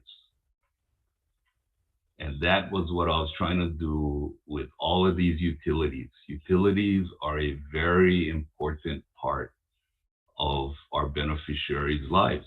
Utilities make up our standard of living. And for too long, beneficiaries have been bearing the brunt of the cost of the utilities because Hawaiian Homelands has accepted this notion that Hawaiian Homelands should be given to the utilities for free or very nearly free, because homesteaders use that utility. Homesteaders need the telephone. Homesteaders need the electricity. So does the rest of the state. But the state isn't, the rest of the general public is not giving up their land. They're only asking Hawaiian homelands to give up their land. Which brings me to what I want to talk about. I don't know if you folks have been briefed yet. I'm sure you will be today as to what happened at yesterday's hearing. It was very interesting. In some ways, it was disappointing, but I can live with it.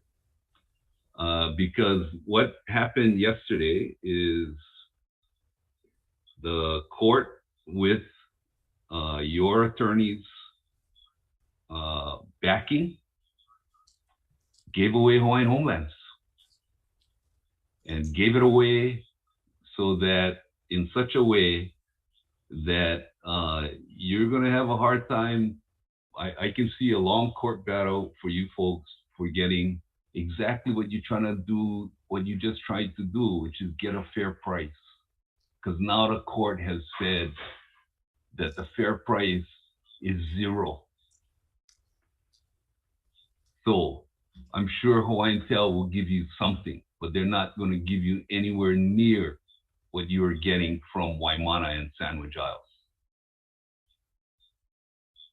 However, the license that we entered into in 1995 has a clause in there which we will invoke, given that you folks have, that Hawaiian Homelands Department has supported not allowing us to charge Hawaiian Telephone for the use of licensed land. And that clause is under paragraph 2, which says new construction of telecommunications infrastructure costs. That is what I was going to pass on to Hawaiian Telephone. This paragraph says that now you folks have to pay it for me. It's at my option. It says,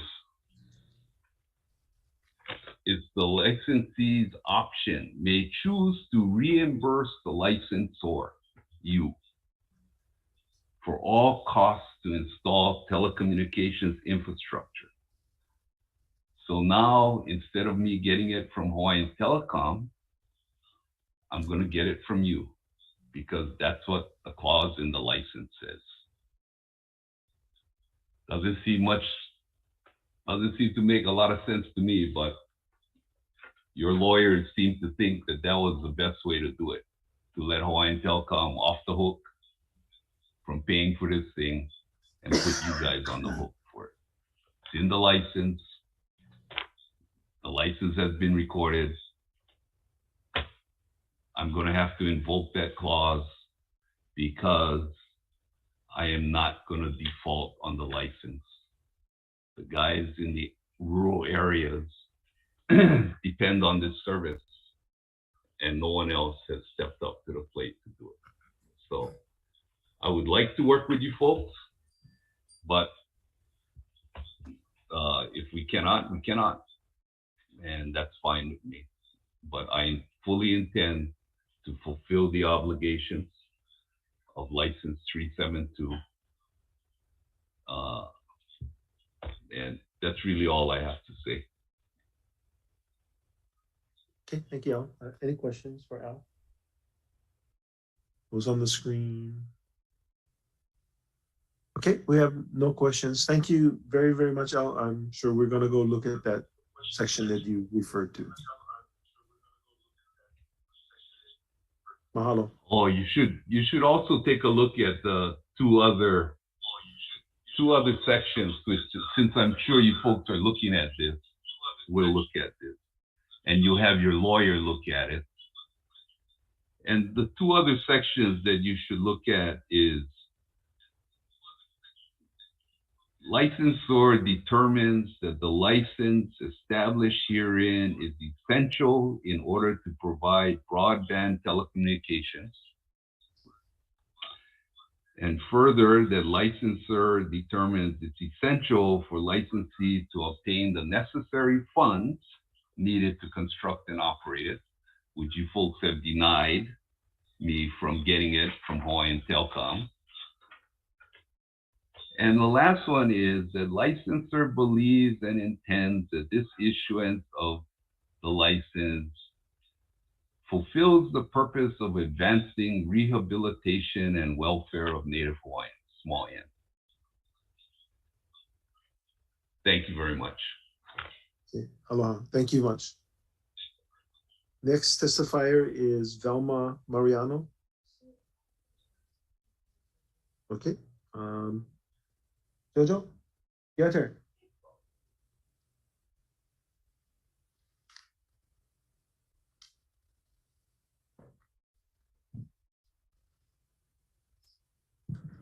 Mahalo. My name is Jojo Tanimoro. Little background, I was the president of the Kauai High Hawaiian Homes Community Association back in the days when the Kauai High subdivisions were not yet in construction, and up until 2000 or so. So last night, I just want to let everybody know that the subject that I was interested in, and I made testimony on item F1 regarding Kauai High and the right of entries, did not come across on YouTube and even on the commission projection because I was trying to stream from home. But that's what I was interested in. So last night's meeting at Laiopua, I had asked what was the outcome of F1. I was told it was approved by all of the commissioners last night, okay? Like I said, I have a problem with that. And the subdivision Kailapa has a problem with the right of entry. And so I'm not privileged to a copy of the right of entry permit. So from the research that I could do and from all these years having the right of entry above our subdivision, all of that experience is why I question why the subdivision cannot get access. All we are asking the commissioners to help us with is access emergency out of the subdivision, because the Kailapa subdivision actually sits between two gulches. You only have one way in and that same way to come out. So last year we had a fire and it was right next door to my house, for example. So since I live kind of like on the top of the subdivision, everybody down below me, that fire was next to their house. And it was so strong that the helicopters were taking water from everybody's swimming pool on the other subdivision. So I don't know how to use this guy and share screens and whatnot. I brought the picture of the Kauai High. And you can see that there are gulches on two sides of our subdivision. So we cannot come out any other way except that one way. So I asked the ROE include access for emergency purposes to the subdivision on the other side of the gulch.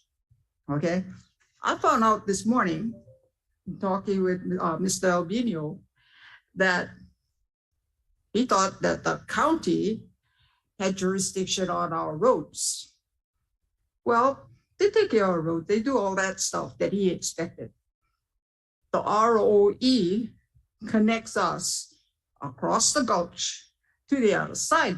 And that's what I'm asking for is that's the ROE. We could use that with trespassing. But if the Hawaiian Homes makes that consideration for that access, now we can cross to the other side because Hawaiian Homes is on the other side of the gulch too. but that portion is in the ROE. Okay.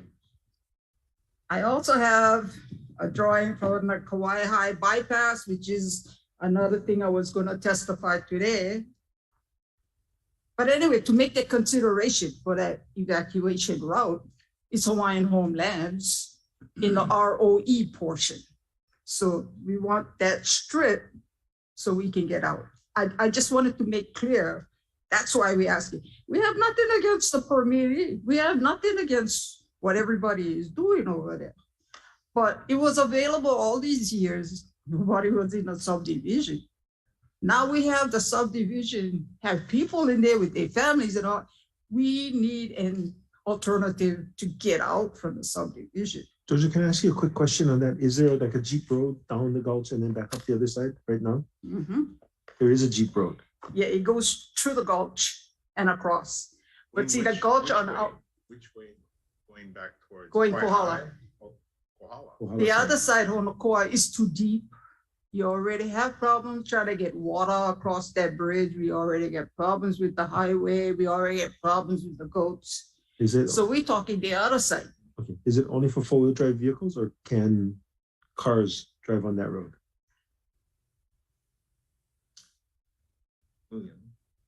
Sure. Yeah. What he said. Oh, sorry. I'll speak up. Is the existing road, or can the existing road handle regular cars or only four-wheel drive vehicles? You mean the access road that we're asking for? The road that's in the gulch right now, There is no road. It's just land. is just a gulch. You're right. Okay, that's what I was But seeking the clarity. county, see, the county does take care of our county roads, but that one have no roads. So we need the land in order to continue to get across. So we would have to work with Hawaiian Homes on that land. That's the part we're looking for, is the land to go across. Okay. Yeah. So you get the ROE, it covers the whole thing, but we're looking for one sliver to go across. So Jojo, so heading towards Kohala Ranch, Correct. do we have access to get Oh, out yes, it starts there? from the bottom highway, goes all the way up Kohala Mountain. That's what we're looking for, because you can come down Kohala No. Mountain. Can we, do we have the right to access Kohala Ranch property? Hawaiian Homelands has the right to, okay, Right? Because we got to get permission from them for you guys to go on there. now, why does the department, at this point, you making the right of entry? So I think it's an opportune and the appropriate time to ask for this sliver, because you're gonna write this ROE. The Which- other one is gonna terminate it, so there is none. Which ROE are you talking about? Polikoki Ranch currently had the ROE. So that one gonna terminate. That's why you guys wanna extend it. Okay, same like Kahua, same like Parker Ranch, it's gonna be terminated. And so you guys gotta make another one. So I find this appropriate to ask now before you guys write it up. So when you write it up, add this sliver out of the ROE so that, we have access to go out. That's all we're asking for. We're not interrupting nobody else or whatever they do. We just need emergency. That's what we're asking for. Chair, can I ask a question? Does the ROE have retention for the Hawaiian Homelands do we retain rights for emergency purposes for access? It's not specifically stated in there, but I mean, we reserve the right, I think, with a month's notice, with 30 days notice to remove anything. And in fact, I mean, to remove or to withdraw, I think withdraw any portion. And the question is, my understanding is there's no road there now. So I'm assuming, and I want to confirm from you, you're asking not only for the department to not necessarily withdraw, but to have an agreement to provide emergency access and to build a road. Correct? Because there's Well, no the road. association in a committee discussion. It's not something that they voted on yet, but it's already in discussion in the whole community because we all have the same problem. You go in one way, you gotta come out the same way. So everybody is talking about it, yeah? So in this discussion, why do you need an agreement? You haven't written the ROE yet. Put them in the ROE so that in the future, we don't have a problem. Go fight with those people or fight with Hawaiian Homes. And we have all these discussions over and over and over. It's done, it's there. The ROE, example, Kahua Ranch, I understand, was from 1977. Does that mean we gotta wait those many years for us to get some kind of evacuation route? Whereas if you put it in our, you can have all this, except this sliver. It still belongs to Hawaiian Homes. The county can do that because it's Hawaiian Homes. It's not because they do the roads, right? Okay, so you need the department to own this part so that the county can do their part. But if you gotta have an agreement, I'm not understanding why you gotta have an agreement if the county gotta go take care of this road. Okay, so I'm assuming we're talking about two different roads right now, the existing road that's there now and a new road for emergency purposes that you're interested in. I'm just trying to be clear on the request. Yeah, the request is so that we can have that sliver taken out of the ROE so that it is department and county and the community. It does not include the ROE or anybody in the future. They're going to take care of the ROE. We don't have to have this discussion over and over and over. It is department. Likewise, I wanted to go on to the bypass. An easement, okay, so David is saying an easement for the association over basically what is a temporary agreement, right of entry. But I'm still trying to wrap my head around, is there a way for somebody to jump in their car in an emergency, drive down the side of the gulch, drive up the side of the gulch to connect to another road? Kohala Ranch, I'm assuming they have a road that No. leads away. The answer is no. Okay, There so is nothing. there's no The road there. stops on this side of Kaiopai Gulch. To get across to Hawaiian homelands, you gotta develop this portion. And if the county go do the jurisdiction, then Hawaiian Homes has to continue to hold it, which is what we're asking. Take that alignment out of the ROE. Okay, so that's certainly something that can be done, but I think we have to get the commitment from the county to build the road first. County has already been in this discussion with the community in the community development program, in the South Kohala Traffic Safety Committee. We've had the deputy director, we've had the civil defense, and so the portion that's missing is Hawaiian Homelands. Okay, so that's why that was the ask. And then, of course, the next step is the association will come back and repeat what I just told you. Okay. Okay, so this one is the bypass. Okay. Way back during my administration again, bypass went from Queen Ka'ahumanu intersection all the way down to the lighthouse.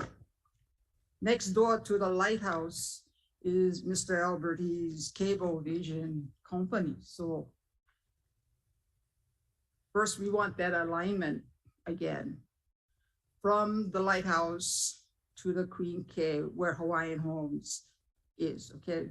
And that goes through the ROE, according to the picture that I was allowed to go research. We need that alignment, okay? That takes us out of tsunami zone.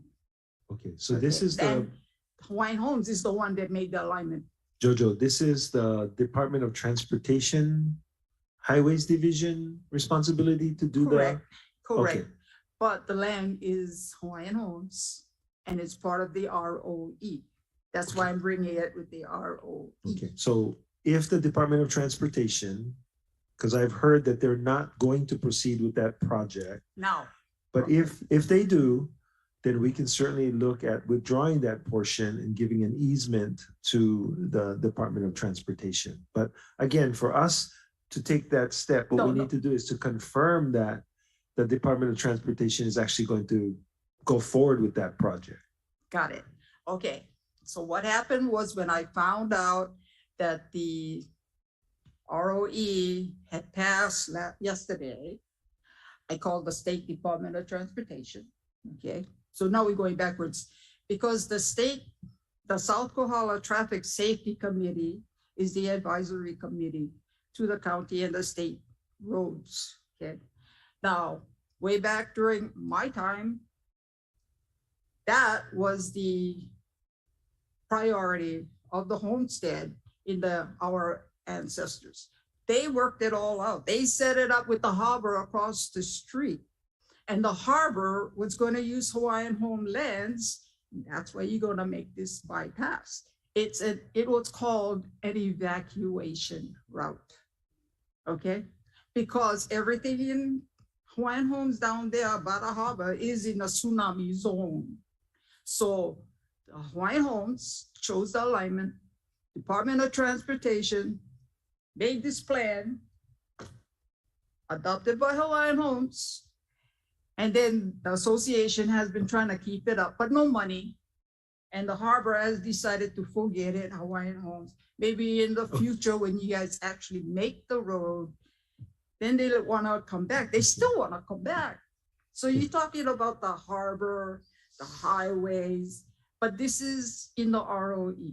Okay, If an alignment is not kept out of the ROE, now we're going to go back and have this whole discussion. But I called Department of Transportation and we asked for the bypass because it came out in the community advisory group. We want it back on a STIP. It has been on a STIP twice. The State Department of Transportation has done a survey. The Army Corps came by and did the exploded ordnance kind of thing. Okay, So but if there's no funding, then it's not going to happen. We can approach the ROE to withdraw whatever portion is necessary if the Department of Transportation provides the funding and chooses to go forward with the project. So, okay. great. So as long as that is not within the ROE, that would It make can me- always be withdrawn from the ROE when the time comes. Okay. Okay. Chair, which It's ROE written are we some- talking about now? The same one, the Polikoki Ranch, no, right? I'm not sure exactly where, but there's a number of ROEs that's Well, I'm just talking about the one for Palikoki. Yeah. Because they're gonna take all of that area on the bottom side of the Kohala Mountain Road. So all of that is inside Thank there. you. We're gonna take that out. The renewable energy. Now that's another one, because the alignment of the road goes from the beach to Queen Kahumanu. It's an alignment going this way. The department is suggesting that they get the property going across. So if they go across, then no more bypass. So our evacuation is in jeopardy. So we're trying to get the department and the commissioners to keep that out of the ROE and realign the energy. Because hey, this energy is not the first one there. Across the street is LE's Cable Vision. It's only right across the street. Okay, well, So, okay, so you know, we're not against that. I'm not against that. we certainly can take that under consideration because Yeah, you've made turn this, them around, you've made this, reconfigure that. or the alternative is to change the alignment of the road if and when the Department of Transportation decides to make it a project, right? Well, so now as of yesterday, I already called them. So we're going to start all over again because it's already in the community meetings, yeah? And even with the county code and all of that. So I think we can cross that bridge when we come to it because it's, you know, from. We waited 35 years, so you Right. know, you can still talking. but we, Well, that's now the- is the but- ROE. But Jojo, it's because the Department of Transportation has chosen not to fund the bypass road. It's not the commission's. Okay, see, the thing Purview. about the community going to all the community avenues is because all this traffic used to be with the plantation trucks going to the harbor. Now no more plantation. So it's all the cargo. The cargo is coming in double, and this is COVID now. They're coming in double load, okay? So what happens when COVID is over and the regular traffic, everybody gonna be double, we're gonna be stuck on that highway. Okay, So I- we need an we- alternative already, we- or at least the commitment. Okay, so I to- guess from my perspective, we can't do anything until the Department of Transportation decides that it's going to put money into this bypass, which Yeah. the last time I heard, they said they were not going to. But we can continue this decision this discussion, if and when the Department of Transportation Perfect. agrees to move Is forward, that okay? okay with the rest of the commissioners? Because we're working on our side. We need you guys to know that. The other thing that's in there is my daughter's easement that I made testimony in the blowing wind in Kauai and showed you. It's probably the size of this camera, maybe not even all this table. And it goes from the back of my lot to the road. And it was taken from me because there was a stream that was in there, like I explained. But my neighbor in the back, he raised his lot up. I don't know if he had permission, but he built a house up there, so the house is being there. So no more water now. So when I had called the week before, they told me that's gonna be for electrical easement. Kauai High, you see how windy it is, that thing is gonna be touching my roof. That line will be touching my roof. That's how dangerous it is. So I had asked to give that little piece of property from the back to the front, back to my daughter's lease. What has happened? There's a little confusion between Mr. Garcia, who says he's waiting on Mr. Albino. And then I just talked to Mr. Albino and kind of thinks it's not his job. So I'm waiting, but I don't know what I'm waiting for. Okay, well, we will review the situation one more time, but I can't promise you that your request will be granted, but I will talk with Mr. Albino and Mr. Juan Garcia. Okay. Okay. See, I'm so caught up in all this stuff. Oh, let me go back one more time to the ROE. What I understood was there is consideration for the burial sites, which is what we wanted to have preserved.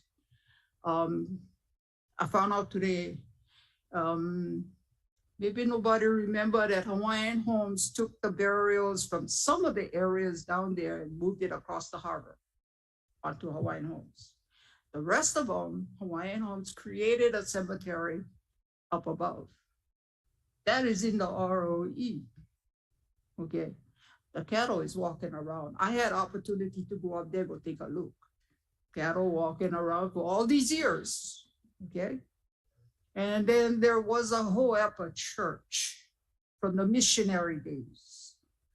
Kahua Ranch took the building, put it in their private property portion, but the cemetery, the cattle walking all over, horses all over. You know, I don't think anybody can find the location, but when you use that property, you get the church cemetery, the cemetery is known. There was Sani Kaniho, the lessee, Hawaiian Homes, born and raised up there. So they have a family cemetery up there. I'm wondering if the presentation yesterday was talking about the ROE, because it sounded like they're talking about the one by the harbor. And that is not in the ROE. So I will go back and double check, because this is the first that we've heard of a cemetery. And if it can be found, encourage the ROE to fence it off so that the cattle and the horses cannot go into it. I appreciate Okay. that. Last one is the trails. We have the Alakahakai, we have the King's Trail, and the Mauka Makai, Alaloa, all runs within the ROE. Okay. It's not even mentioned by the department about preserving those trails. Okay, Okay, that is, so okay. thank you. That's all I have for you folks. Thank you. Kana, if you can just I make hope a we note of understand that. each other now. You know, we're not trying to interrupt anybody or take from them. This is the portion that we need now because everybody's at home and we need your help. Thank you. Thank you, Joseph. Oh, and by the way, you're going to be leaving us. What are we going to do without you? I don't know. Somebody else. But we really want to thank you so much for your help and your skills and all of the commissioners as well. Thank you very much for all your skills. Pauline, Patty, thank you. Any questions? Okay, mahalo nui. Thank you. Okay, we'll go back on screen. Velma's in the waiting room. While Velma comes up, Bo, you're next, but we have to break for the contested case and the exec session. So I'm gonna, yeah, sorry, it's an attorney issue, having the attorney available only during a certain period of time. So we're gonna have to ask you to come back after lunch. And this announcement is for everybody else that's also following on the J agenda. Okay, so we're just gonna take Velma and then we have a hard stop, a break it at noon. And then we have to go through the exec session. And then we'll come back into the J agenda. Okay, just giving you notice. Velma, can you proceed? And you have to unmute. See, blessing to you, to Chairman Ayla and to the commissioners. We thank you for this time. I'm sorry I missed last month's meeting. I wasn't feeling well, but nonetheless, I pray God's blessing over you. On behalf of Melissa Nama'u, our president, we'd like to give this proposal. In 2017, when we got elected, there was a request for us to manage the park. And at that time, nothing went forward as far as getting with the commission or with anyone trying to set it up. As of now, we know that the park has not been watered for quite a long while. And so we'd like to propose a 6-month management or maintenance of the Pakukawa Park to hire Clarence Kelly Solomon as a maintenance manager in the amount of $12,000 and admin at $2,000. As you know, Kelly has been really successful in getting the water set up for us for a while, and it stopped due to costs of the water that was being used. So our request is that if the department would help us renew the sprinkler system. I know they said for us to look for leaks, but you know, this park is almost 50 years old. Therefore, finding or fixing the leaks will not help us get the park in order. So our request is that you would help us get it back in order. Get it back in order. As you know, our park has serviced many entities, starting with Kupuna, Keiki, Ohana, and the greater community. In the past 3 months, we've had 4 different baseball teams come out and practice at the same time. The ground is still dry. The bathroom is not open for them to use. Boys and Girls Club also use it, Kamehameha Preschool. And we have artisans that come in different times to teach their knowledge to the children in our community. And so we'd like to ask that you partner with us or help us to get where we need to be. The other thing we're looking at is that we'd like to, with the management, we'd like to create a park usage application and set fees for different groups activities to bring sustainability to our association. This is our election year in November. We have nominations going out to everyone in our community. December will be our annual Christmas gathering, and then our election. And this election would be for the new people who come in for the next 2 years. There's much more going on. I've got 2 more projects still pending, which is the bus stops. We've got clearance from the DOE to put up 3 new bus stops. And again, we're at stall right now because nobody wants to bid. I guess with all the companies coming back to work, they're catching up on their back jobs that have not been completed. So 3 new bus stops that are ready to go. We've got it approved. We've got Ricky Salancona that did the drawing according to the DOE specifications. And we're waiting on somebody to give us a price on that so we can send you, Commissioner Chair Ala, and staff to look at it, to get it approved. And then Alice Lee, Council Chairwoman, is waiting for us to move forward on that. And the other topic was the bathroom. We've got 3 bids on that now. And Tony will be passing it on to you. But I thank you for this time. There's so much more we have to do in our community, and we continue to press forward, and that we can be accountable. And we are the first homestead, and so much work to be done, but we're glad to move forward with all new people coming in now. So I thank you for this time. I pray you'd consider helping us to move forward, to bring our community back to where it should be. We're all looking at the grants that'll be coming up in October. And so we're pressing forward to get more things done ahead of time. So we'll be more than ready to help our community move forward. So I thank you, Chairman and Commissioners, for this time. I pray God's blessing over you and protection. And as for everyone else that needs help, that we can really work together in seeing all of our communities come to fruition and all that we have in our heart's desire to help our community. Thank you, and God bless you. Thank you, Velma. So you've submitted this request for a 6-month?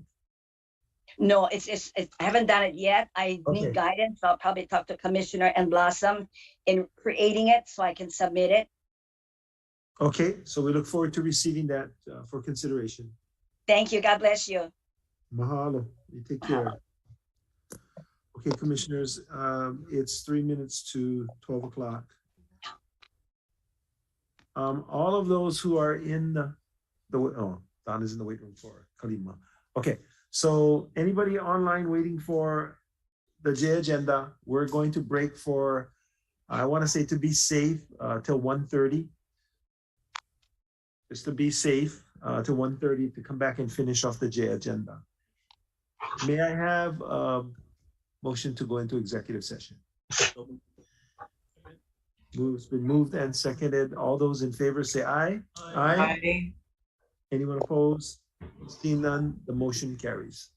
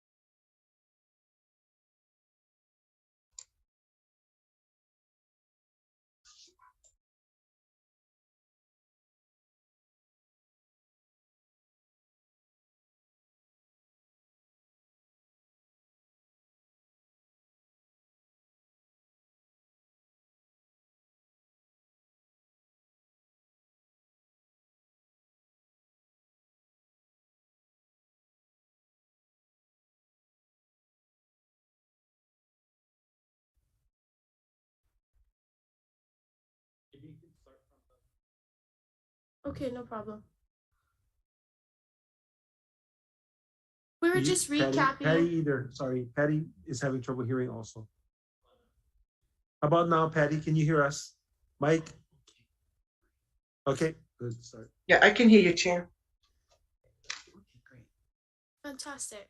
Okay, just to recap quickly, this is a geothermal Hawaii Island development power plant proposal that we brought to you folks a while back in October. And it's a 200 megawatt to 1 gigawatt power phase geothermal development and submarine power cable. And really what that does is unite Hawaii's power grid, because essentially right now we have all the power grids separated. And I really think that this is a sustainable model that we can all look to sustain Hawaii and our people. And really what's important about this is having Hawaiians involved at all levels in terms of their benefits of this renewable resource, which includes actually dividends and economic sustainability. And so we're gonna move into this next slide, which talks about the benefits. And I'm gonna hand it over to Robbie Cabral and also Auntie Malama to go ahead and talk about these different benefits throughout the impacts that this development will have. Aloha, commissioners. Thank you for having us here today. Mahalo nui. I wanted to touch on the comment that Kavehi had previously just made a statement that geothermal is a resource of the Ceded Lands Trust. And therefore, the beneficiaries of this trust, as you folks already know, is the public and the Native Hawaiian. What ties this resource significantly to the Native Hawaiians obviously goes to our cultural practice. And this is guaranteed as a part of the Ceded Lands obligations to Native Hawaiians. And we have cultural ties to the use of this. And so that being said, we have a much more closer tie to the use of this in all future designations. And so it's a very important in terms of developing geothermal to have the Native Hawaiian component involved in this. And this is why we've come before the commission, because we felt that it would be important as a Hawaiian trust that has a land base and that has fiduciary obligations to its beneficiaries. And the fact that your land base guarantees that the trust also has the ownership and rights 100% of the geothermal mineral right under your lands. And so therefore, that has been our interest in approaching you folks to see if there was some opportunity that we would be able to collaborate with you folks on this project. As Kavehi had noted, that the project, we believe here are the highlights of the benefits that the project brings. And so in developing geothermal, it brings obviously affordable firm power, power generation or electricity. But with that comes other benefits that it brings. For example, social benefits. There is the environmental aspect to it. It aligns with Native Hawaiian culture. The project would be owned by the Native Hawaiians that happen to own this resource. DHHL specifically would make a great strategic partner because of this. The proposal that we put before you today is to invite the Department of Hawaiian Homelands into a partnership with our group that are the organizers or the founders of this project. This isn't the first time we've been a part of this, so we understand it very well in Hawaii. We've been a part of developing geothermal here, pursuing its development since 2011. That being said, our belief that these profits would be recycled back into the Hawaiian community with your participation.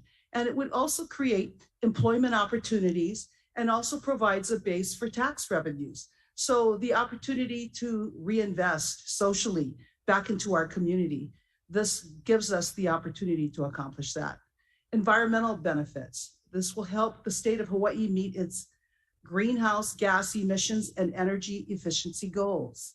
It also helps to facilitate the US DoD bases on Hawaii compliant with the Department of Defense 2021 Climate Adaptation Plan. Also, economic benefits. Hawaii will benefit from having a fixed cost of power, not subject to commodities in the open market. This is a tremendous benefit to both the consumer and commerce. Projected costs of power will be lower than current energy costs because it's a firm power. Depending on the final costs, this will determine the kind of rate that we would have going forward. It's already been proven that geothermal as a base load in Hawaii offers that opportunity. And it's more about a 100-year plan than it is about immediate generation. We estimate that this particular project would be somewhere around $3 billion, and we would need a window of up to 15 years to walk the different regulatory, both in the federal and state jurisdictions. Security benefits. This reduces the delivery of risk from outside sources. Being dependent on fossil fuel, you folks are witnessing right before your eyes as the spike in oil goes up, how we're all affected. And this is what happens in terms of the present grid that's owned by a monopoly utility, that they have a dedication of about 85% of the overall grid dependent on oil. And so when the cost of oil spikes, so does our everyday reliance on our electricity. And unfortunately, it's due to having the dependency on a non-renewable. The capitalization benefits, apart from the initial $2 million pre-development costs and considerable non-monetary support from different members of the Native Hawaiians, the project we estimate at $3 billion will also be financed, by the federal government in support and private sector investment. Employment benefits. Per the Department of Labor guidelines, for every $250,000 spent on construction over 30 months, 10 full-time jobs are created. So based on this calculation, this project will create an estimated 60,000 full-time jobs over the 15-year development and construction period alone. In addition, we will be creating a new ongoing vital industry in Hawaii with permanent operations and maintenance. Political benefits. The Department of Hawaiian Homelands will be a primary founder of the project that will be owned and operated by Native Hawaiian principal owners. The project will strengthen Hawaii's critical needs for the Native Hawaiian community, the public, ratepayers, and the US DoD and Indo-Pacific Command. The Department of Hawaiian Homelands will be positioned as a formidable leader in exploring energy for Hawaii's benefit and directly impacting its economic solutions while using its land assets and resources. So here is the proposal that we have before you today. So the Department of Hawaiian Homelands is being invited into a partnership with the HECO LLC for the purpose of facilitating geothermal development opportunities in Hawaii. HECO has two primary responsibilities under our proposal. One, and it's a timing issue, out the gate to create this opportunity, to take it to the level of where it's a tangible power plant. We're asking for an owner's representative role to secure the highest and best use for your geothermal lands. Once that is accomplished and we morph or transition into a bona fide development, we're asking as your partners and your representatives to become the developer of record, to procure and develop your geothermal resources. We have 46 years of team global geothermal expertise in Hawaii and the Pacific. HECO is a Hawaii-based company. It's Native Hawaiian owned and operated. It specializes in working with indigenous communities and resources. And we operate under what is called the native to native model. This is a model that was invented by Nililani Trust and our company IDG and are used to consummate 2 power plant transactions for the native Maoris of New Zealand.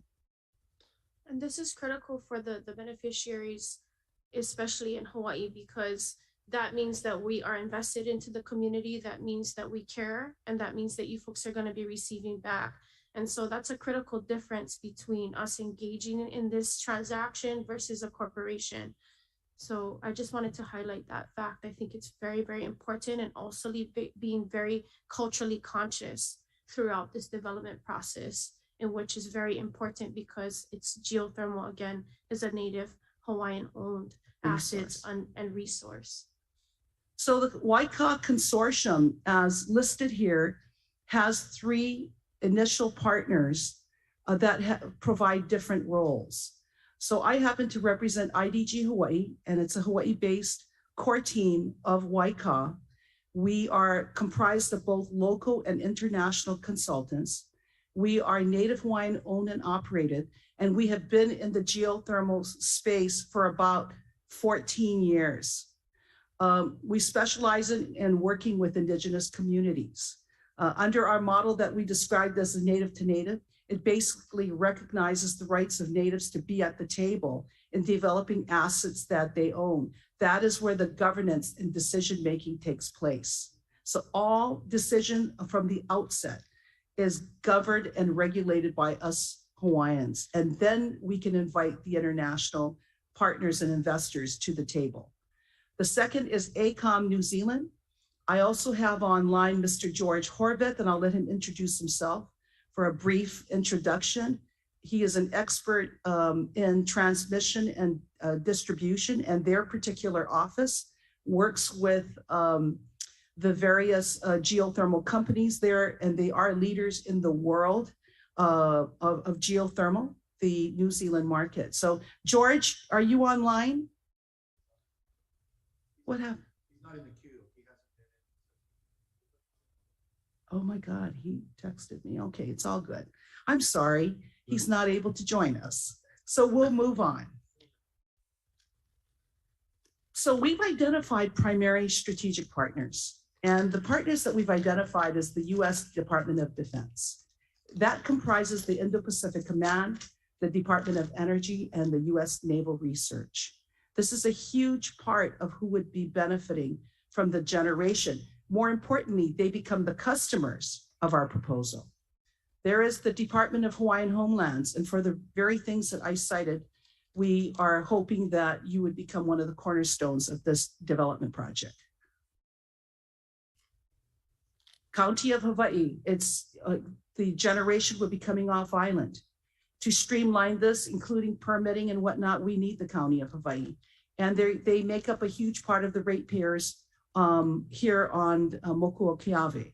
The city and county of Honolulu, with the integration of an undersea cable and in uniting the grid, the power grid, they also would become beneficiaries and their ratepayers as well. And we would also need them to help us to streamline this very robust project. Also is the University of Hawaii and the University of Hawaii Venture Capital Fund, led by Mr. Matt Kobayashi. We were approached by them to become one of the partners. They are very motivated and interested in becoming one of our partners to provide capital and R&D. And they bring with them relationships to governments that have actually approached the University of Hawaii for a geothermal power plant project. And when they heard of our effort, they reached out to see if they could participate with us. And we're yet to negotiate what that role would be. Our goal here today is to bring in Native Hawaiian partners first. Okay, so DHHL's contribution, we're looking for 3 things. Land to be leased and managed by HECO that we would identify as potential, and we would also be utilizing the capital that we raised to explore your lands. We know that there is some data so far, but not yet enough to prove that there's industrial production use yet. Second would be a $2 million capital improvement, funds for the land exploration and for federal funding application to apply for federal grant monies from the US government. And thirdly, the federal grant qualifier, working through the department to approach the various federal programs that provide significant exploration monies for projects of this magnitude that benefit the state, the public, and the federal government as well. I wanted to cover here just to give you an idea of how this project looks in terms of the economics. And these numbers are extremely conservative. We work with experts to model this. It's based on actual line cost items. So as Kavehi had explained, this project we look at is going to be phased.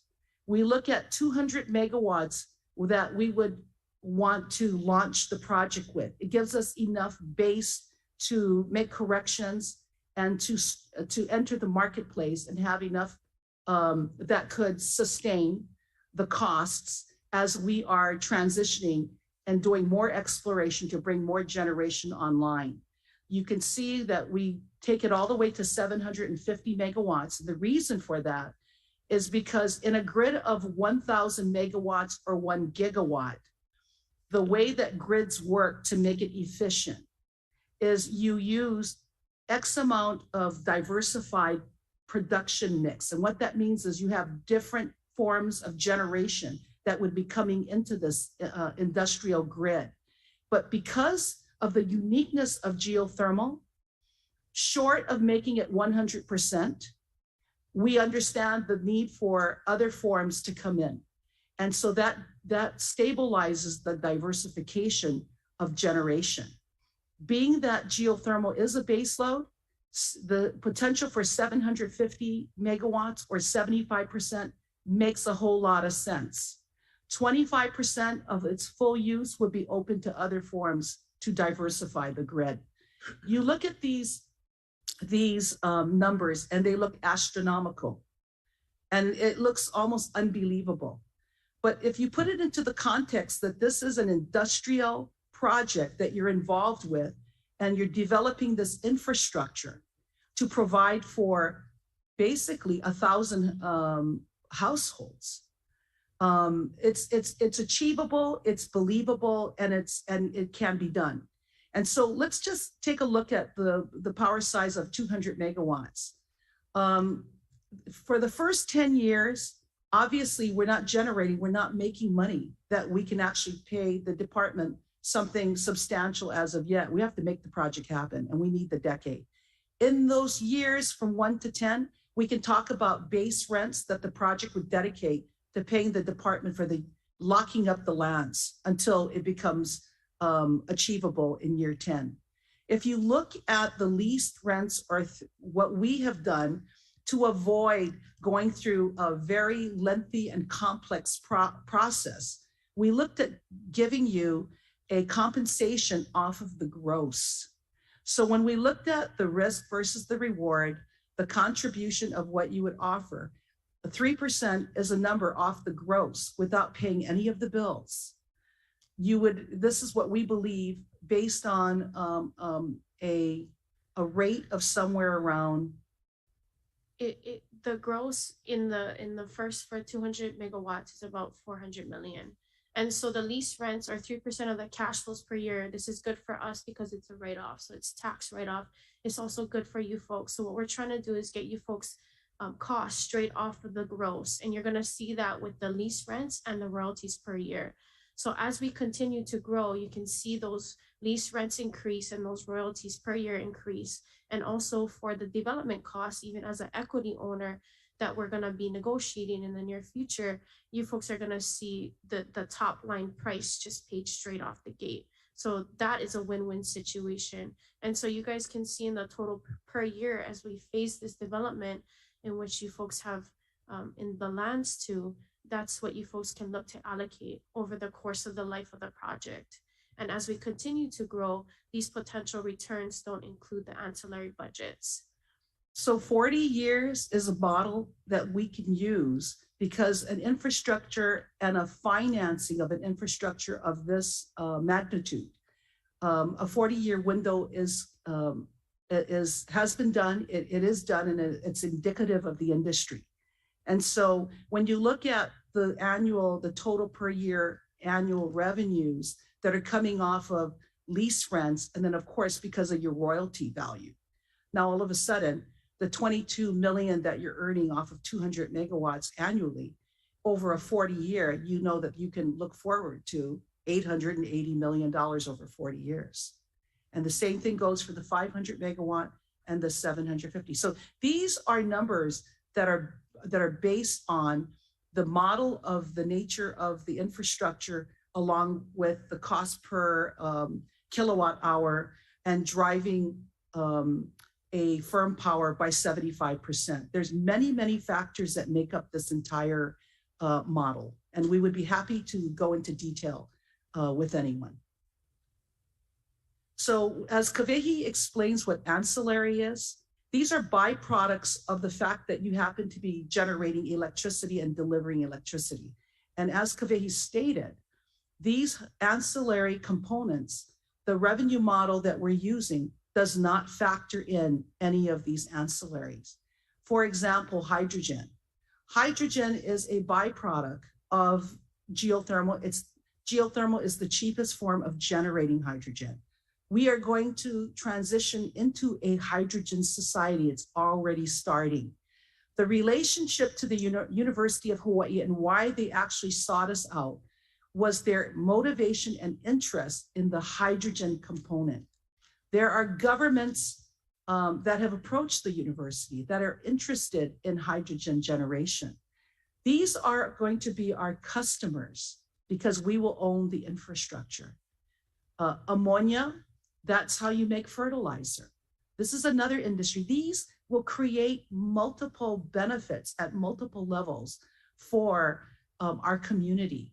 This infrastructure will contribute to diversifying Hawaii's economy. We've been waiting for this, gang, for decades. And here's an infrastructure that can help Hawaiians to be at the forefront of stimulating industries that contribute back to the state and most importantly, back into our economy, our communities. Basalt, it's a comparable to carbon fiber, except that the basalt, the actual fiber is extracted from rocks. And so and that can be used for aerodynamic making airplanes and other kinds of things like that. The difference is carbon is $150 a pound on the open market and basalt is $15 a pound. So there's another one. And then also industries that's dear and near to the Department of Hawaiian Homelands because of your folks' holdings is agricultural potential from being able to generate energy from the power plant to drive these various activities. Also timber, being able to use the steam to be able to create the dry kiln. And then of course, technology, how technology would benefit from this. So community impact. I think this is really important for us because this is one of the things that we don't see with corporations coming into Hawaii, and that's the reinvestment into communities. And that's for us and our Native Hawaiian people and our beneficiaries. This is not a part of the proceeds that would actually go to DHHL. This is over and above that. So I believe that this is really important, critical factor of that, and 2% of the gross with a cap of 10 million per year to build community resilience and perpetuate our people and the people of Hawaii. So source of funds, very quickly, just because when in describing a project like this, the idea would be, well, how are they going to turn this, how are they going to create a $3 billion project? So this is a stepping stone to showing how we're going to accomplish that. So in our first round, at the pre-seed funding stage, we're looking to raise between $2 and $5 million. That's basically early stage funding that allows us to explore some of the physical aspects of the lands so that we can determine the potential from just a surface assessment. And then it allows us to put together the necessary development plan that we would submit to the federal government to trigger federal funding to the tune of $100 million. And that in of itself will allow us to move on to stage 2, which the seed funding of 50 to 100 million recently, the Biden administration made an allocation of about $25 billion for energy projects. And this particular project would qualify for that. And so the goal would be from the early stage monies to trigger the $50 to $100 million. And then we would secure hopefully the grant. And that grant would give us the ability to be able to utilize to actually conduct some of the riskiest parts of a geothermal power plant project. Number 3, Series A and B funding. This is where it becomes a $2 to $3 billion with the information that we're able to extract from the exploration of the lands and whatnot at stage 2. This then triggers with the result and positive outcome, the Series A and B funding that will trigger between $2 and $3 billion. And these monies will come from the commercial capital markets. They will come from strategic partners. It will come from public-private partnerships. And these are the monies, usually when you do a project of this magnitude, it's more financing.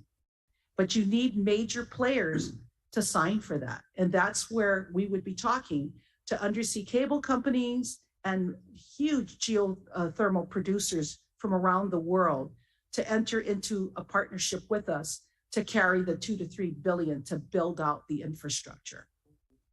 And I just want to note that we are currently in conversations with a few governments already that are already interested in the financing. What we wanted to do was secure that and make sure that we had a seat at the table. So this is our first step prior to us engaging in that next step.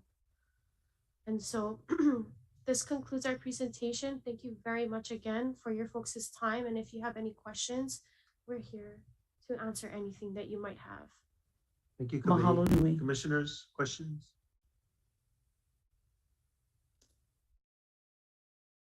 Go ahead, Michael.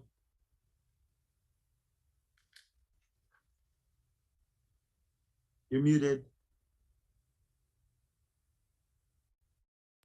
Yeah, okay. I just want to say thank you for that presentation, Kubehi, Rafi, and Malamo.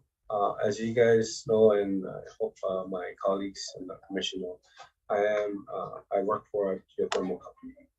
So I love geothermal and support these efforts. And just wanted to comment at that. And if there's any other additional comments from fellow commissioners that I can help out to chime in, I'd be happy to. Chair. Thank you, Mike. Russell. There's the slide that had the various benefits numbered. Yes. And it was item 5. I want to ask. Yes.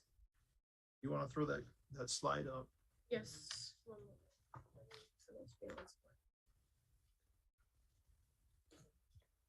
Social benefits. The capitalization benefits.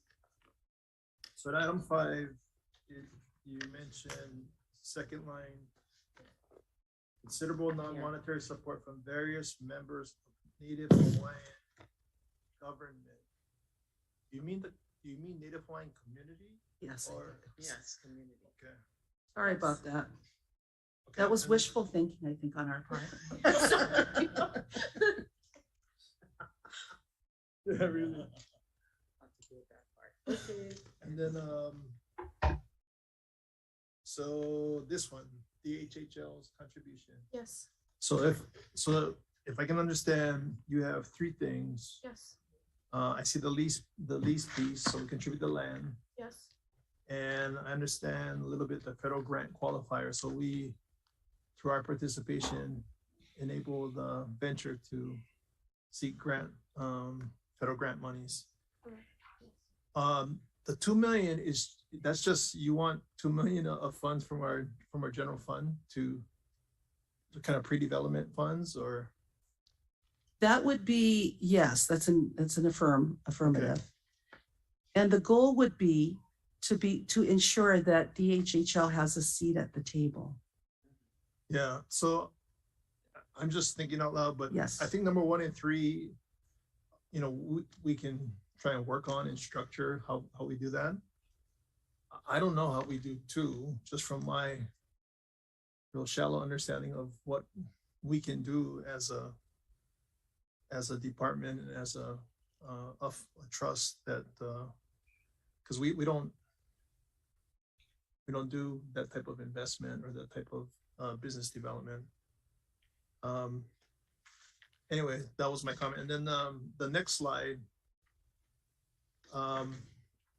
on the bottom there, you have assumptions, and number 2 was DHHL delivers on contributions. Is that the 2 million that we just talked about, or is that the prior slide where it was the generous contributions from Native Hawaiian community? What are we being asked to deliver? I want to say you folks are asked to be delivered on all 3 items because, I mean, as you can see, based on what you folks are giving out and the contributions that you're being delivered, the rate of return is astronomically high. In my personal opinion, I don't think you're going to see another investment. And so if you look at the $2 million and the type of return that you're potentially going to get, and a lot of that risk has already been mitigated. And so what we're looking for you folks to do is we're trying to look for our economic revenue to go to the Department of Hawaiian Homelands with what we believe is a smaller investment. There are other people that we can go to give that opportunities. But in terms of that economic returns, you're seeing what can happen with that. In my personal opinion, when you're looking at the gravity, the 2 million versus the $3 billion and what we need to actually execute on this project is a minimal investment into what you folks already have the lands allocated for that has these resources on there. And so we allocated all of those 3 items to be a contribution in these returns. But again, we're willing to talk to you folks and the department in terms of negotiation, but that small slice of what that land development can do to research on the land that you folks already have is in my opinion, when I look at the numbers, is worth it. And so that's what you folks have to define as what you folks see as economically viable. And I would defer this to the commissioners to have the conversation. I think the ask, yeah, you decide what you want to do. We're just putting it out there as an opportunity before we go to independent other outside entities to raise the money. We wanted a Native Hawaiian partner. When we looked at the community, you folks made the most sense for us all the way around. And then just to confirm, those numbers on the last column on this slide, yes, the total return over 40 years. That's so for the row that's at 200 megawatt, that's assuming that the facility is built at 200 megawatts and remains 200 megawatts for the entirety of the 40 years. Yeah, and of course, yes, yes. But you guys are ramping up from 200 to 750. Yes. So it's a blended number somewhere. Yes. What the total return would be. Okay. Correct. Yes. Okay. Thank you, Chair. Thank you for your questions. Yeah. Thank you, Russell. We could also take a look at, in this year's legislative appropriation, they awarded $500,000 or $500,000 for geothermal. We could take a look at the language that's laid out in the appropriation and see if that's something that we could apply to an investment. Thank you. Thank you. Patty? Thank you. Thank you, Mr. Chair. Thank you for your presentation. Unbelievable, Kavi, you're so smart. I am amazed. Thank you for that. I liked your presentation on, and I support geothermal. I like the cultural ties that you described, the aligned with Native Hawaiian component. I think that is such an important caption in your presentation. My question is, so I think I'm hearing that. So you're looking for land-based, requesting from the Department of Hawaiian Homes for land, or just for the partnership for the money financial part? I would say all 3. And the reasons for that is because if we develop on Department of Hawaiian Homelands on that has geothermal potential, the royalties that you folks see would not go to DHHL. It would actually be converted to the state. And so that's the reason why yes, we are asking for that. Okay, so I didn't see on your chart, I saw you had County of Big Island, City and County of Honolulu, but I didn't see the state of Hawaii on that. Is there networking with the state also? Or did I miss something like that? It's Are on you? it's on another slide. And Oh, we'll okay. enhance this version to be a lot shorter because we did Okay. initially presentation earlier, but they are absolutely important because Yeah. that's our goal, is to unite the state. Yeah, especially with the state, like our chair mentioned, legislative funding or GIA funding, they would be another partnership. So, okay, I didn't see that on the slide, but thank you for that. And Native Hawaiian owned, I like the idea of that vision, that mission of Native Hawaiian owned. What does Waika mean? Is there a meaning for that word Waika? Absolutely, I'm gonna give it to my cultural guys. Okay, please. Actually, Kavehi, myself, and Malama, we all have Big Island roots, and we're all, believe it or not, all of our tutus we're from Waimea as well. We tried to think of a name that kind of connected all of us because we were pursuing this as Native Hawaiians as a consortium. So the name actually goes to, a very to the forest, and there was a song written by Uncle Johnny Spencer, and that song, captured the essence of the magic of our forests here. And so that is why we selected the name. Okay, thank you. And it's a beautiful name. It helps me to understand the background of the name. It's always nice to know what the name means when we mention any kind of Hawaiian language. And thank you for that. And I guess that's about it for now for me. Thank you, Mr. Chairman, and thank you for the presentation. Mahalo nui. Mahalo, Patty. I know that we have had some initial interest by the State Department of Business and Economic Development once they caught wind of this project. So that's another state agency that is interested in this concept and seeing it go forward. So there's other state interests in the project. Thank you. If I might just be able to say that the goal here, we will involve all levels of government, from federal government to the state to the counties. The goal here was to really find a government agency that represented the Hawaiian people. And being that we are Hawaiian founders and we have a background in geothermal, the whole idea was to have governance right out the gate, with Hawaiians setting the tone so that whoever is invited in the future, we will lock a position in, because in the end, somebody's going to write the checks for the $3 billion. And trust me, that goes with the equity ownership and the governance that goes with us. And so it's going to be important that we put together in our articles of incorporation for that entity that is end up being the power company, that we lock in there all of the things that are important to our community and to the Hawaiian people. This is their resource. Thank you, Commissioner. Thank you very much. Thank you. Hands up. No. I was just interested. Oh, Mike. Dave was just asking if you had any more comments, since you have the expertise. Well, I was looking at the slides, and I guess one thought that came to mind, Robbie and Kobehi, is like, for example, in the 200 megawatt model, what is the anticipated the buyers, the off-takers? Is it going to be like portion of that stay on Hawaii Island, or all of it to Oahu, or any can you expand on that? Yes, and Commissioner, this is why the importance of the governance with the founders of the opportunity. And because we need to make sure that we identify what is important to our community. And I would have to say that the first commitment would be to this island of where the generation comes from. They have to have first dibs before it goes anywhere. And then from there, our offtake customers, we are looking at the US government. They're going to be huge buyers of this, as well as HECO. HECO does not have a solution for 60% of its ratepayers on Oahu as we're speaking. And this came out of the mouth of their own CEO, from his mouth to my ear. They don't have a solution, and this is it. So we suspect all will have access. We will be the providers of generation, but we will start on what is important with our community. And that goes for Hawaiian Homes as well.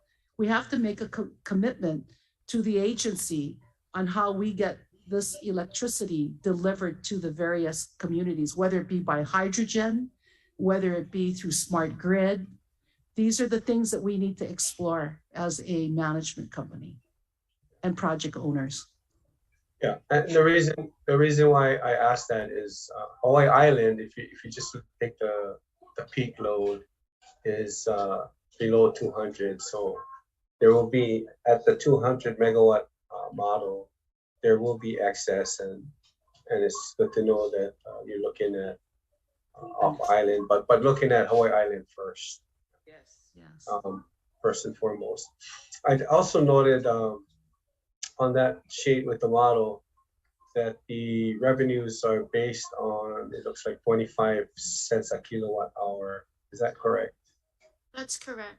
And that includes also the transmission costs, not just the generation. So Okay. that might be Even- different and deterrent based on where the location is being distributed to. Okay. Yeah, and I'm not sure what the generation and transmission cost is today. I know electrical costs are high because oil prices are high currently. But that's something I know HECO or Hawaiian Electric is very keen on. And so again, that'll be another entity to collaborate with, right? It would be Hawaiian Electric, and you guys mentioned you spoke with the CEO of Hawaiian Electric. That's good. Have there been discussion with the Hawaii Island folks, Hawaiian Electric? Not yet formally, informally, off the record, discussions to pull the interest. Right. Okay, yeah, so, and to add on to what Chair was saying, besides DBID, I'm sure the Hawaii State Energy Office would be very much a part of this, yeah. So I think Scott Glenn is the leader of that department. He's kind of like the governor's guy. I'm sure you guys know all this to help us move forward to 100% renewable energy. And I'm very aware about folks interested in hydrogen. There's folks in ammonia. There's been a lot of folks even at our location reaching out to see if there's excess geothermal energy, and we don't have any excess. All of our energy is just going to the ratepayers on Hawaii Island. So there would be demand, definitely, especially if it's competitive and less than what it would cost to generate electricity with oil, right? So I mean, in general, yes, very exciting. Just yeah, go ahead. No, thank you. Just following up on the hydrogen, I do know that hydrogen makes sense when oil costs are high because it does cost a lot to generate the hydrogen. So like in an environment like now, it might make sense to generate hydrogen. But if you guys have all of the geothermal, it may not, right? Hydrogen may not be affordable at that point. But I'm in favor of geothermal, having experienced it in New Zealand, in Iceland. You know, in Iceland, nobody has a hot water heater, right? Because they pipe it right to the houses, and it's all generated by the volcano. So it's very interesting. But I think for going forward, and I'm not going to be here, but going forward, no, after next month. I'm hoping you'll be here after next month. Next month we want. But the devil is always going to be in the details on this, right? Yeah, Because to look at the structure, you know, the legal structure of how this is going to work, how the different partnerships are going to be participating in this, I think will be very interesting to watch. Just, even after I'm done, but I wish you luck. Thank you. And those points are very well taken. But, you know, this geothermal energy, Mana'o and Kuleana, has been discussed in the state of Hawaii for 30 years, since the Ariyoshi administration. So this isn't a new idea. It's just that the timing is right, perfect now. But I do remember when Mililani was on the other side of this issue. Well, and the reason why we were at that moment is because the Hawaiians were not part of the governance. See, so as far as I'm concerned, you know, as a Hawaiian political leader, which I consider myself to be that simply because my humble beginnings in my political career was in the Office of Hawaiian Affairs when only Hawaiians voted, not everybody in the state of Hawaii. So I come from a totally different orientation, and I strongly believe that if we're not part of the governance package, well, why would we participate? Because it's the governance package that's going to determine the future. And our timing is great simply because now the whole country is moving in that direction. And Hawaii has always been a leader. And what I like the best, and I did go to Iceland and I did visit, and I was very much impressed because it helps our agricultural industries go into more greenhouse production because the cost of energy has been reduced. And in my mind, for just our homeland security in terms of our food, because the whole world is in a food scarcity, you need a firm renewable power like geothermal energy to be able to provide our homeland security for the state of Hawaii. And right now we don't have that. And I brought my little HECO, just as an example, my electricity bill, yeah, which is, no, this is what what's it's all about. That's telling me because of the Russia-Ukraine crises is causing a higher oil price and electricity bills, but in essence, we're not at this moment to tell you how much it's going to be. Well, I'll tell you how much it's going to be because I just got my bill, and you're talking about a 50% increase because we're totally dependent on fossil fuels. So I'd like to see that 50% increase be invested in back into our Hawaii, which you can only guarantee that through geothermal energy. Yeah, because we won't have that 50% increase. Yeah, because we'll be sustainable. So that's our goal. And Hawaiians understand sustainability. So if, I'm assuming that at some point somebody's going to have to go out and determine whether or not our Hawaiian homelands are appropriate. Absolutely. And this is why the $2 million is being requested. Right. So if they are not. To a commercial? No. Yeah. No. If they are not suitable to generate this, what's plan B? Okay, this is my mana'o on this. Here I go. Okay.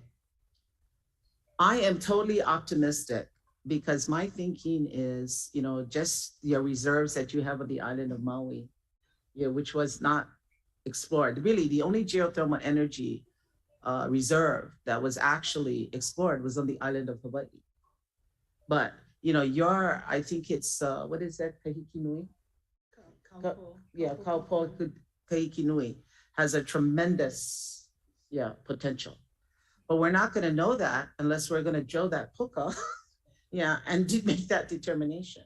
So that exploration has to be done. But the exciting part about the submarine cable is that we can take advantage of all the renewables that's present now on the neighbor islands, because those that energy source can be transmitted through that submarine cable. That's what's so exciting about it. Of course, I don't know if I'll be here in 40 years. I mean, me that I'm 71 now. But what I'm saying is that we have the technology today to make it a reality. Whereas 30 years ago, when this was under discussion and the University of Hawaii did the first study, it was kind of like a projection, but the technology was not developed. But we have models now where it can happen. And to me, if it's going to happen for the state of Hawaii, we should be in control of the gate because this is our resource in terms of governance. That's why I'm involved. yeah, for our future. So one last question. So Mhm. if we contribute the 2 million to Yeah. drill the puka, Yeah. and we're not successful, would the HHL still be a partner? Would we still Yes, of have course. to contribute another 2 million to go check? No, the we're not 2 million? asking for that. I'm thinking I don't know about that. Okay, let me back up. I don't know the logistics of all of that, but you're gonna be a founding member, regardless of whatever we might whatever we might have or explore or develop. Yeah. And to me, that's what this is all about. Yeah, because we have to be in an equitable partnership with the federal government, the state of Hawaii, and also our international partners in the future, whoever they may be. And this is our moment to be able to take advantage, yeah, of that opportunity. And that's why we're presenting this project to DHHL, because we feel very strongly that you are the organization, that the umbrella that should have this empowerment. Bottom line. So- Thank you very much. So thank you. My understanding is it's not just the land, it's not just the investment of 2 million. It's also the commitment to be a partner to go after the federal funds. Yes. Should it not be on our. And our for land. us eventually to become solvent. Yeah. So we're not just looking at $600 million that was kind of given to us this session with little hooks all attached to it, but it'll give us a position where we can actually use these resources to continue in perpetuity the development of our lands for the benefit of our Hawaiian people. That's the whole idea. Yeah, I think this slide needs to be amended, and number 4 should be the Humu'ula Health Spa. Oh, yes, As of we find course. this- just- And don't forget, yeah, All the right. big warm springs, you know, Yes. and I every. I also wanted to just answer your question really quick about the lands. I think that there's enough scientific research to find the lands that is Yes. usable on Hawaiian Homes lands. And the reason we have the motivation to do that is to give you folks the royalties and not any other land that will go to the state. We want you folks and our people to have that economic resource and that line item go to that. And so my answer to that question is we'll find it. Yeah, it's just a matter of where. We will find it Yeah. because there's enough land in that zone area. I think there was a report, a study done back some years where they found hot water in Humu'ula. Yes. Well, I know there was. I Yeah, know it was that like there 300 degrees. It was at 300 degrees. There's no way that there'd be hot water on a mountaintop unless there's Tutupele is sitting in there somewhere heating that water up. So, and they have technologies nowadays with deviated boards going down your guys, the side of the mountains and whatnot. Yeah, So- if you're interested, we could ask, forget his name at UH, but he could do a presentation, a Well, short we had a presentation. Right. Before. Yeah. So I remember that, and that Humu'ula was. Yes, I think that's Don Thomas. Don Thomas. Yes. So there's a way better than chance of it being there than not, which is good. Okay, well, thank you so much for. Mahalo nui to waiting. all of you. We hope we hear back from you folks one way or the other, but you know what? The intent was really to unite all of us in something so significant in Hawaii that belongs to our people. Thank you so much, and aloha no. Okay, mahalo. for reading around all- Mahalo. Okay.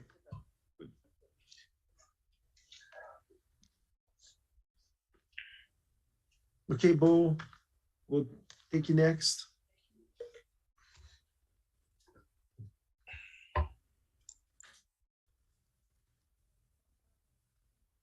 Good. We still have.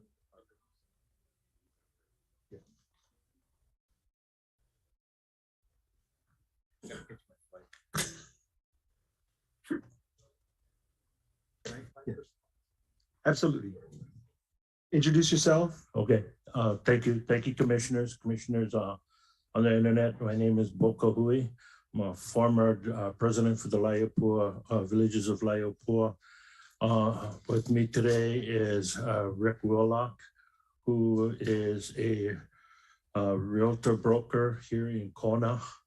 And we're here to make a brief presentation on 3 different projects. The first one is one in which has been vetted by the planning department, the Holualoa.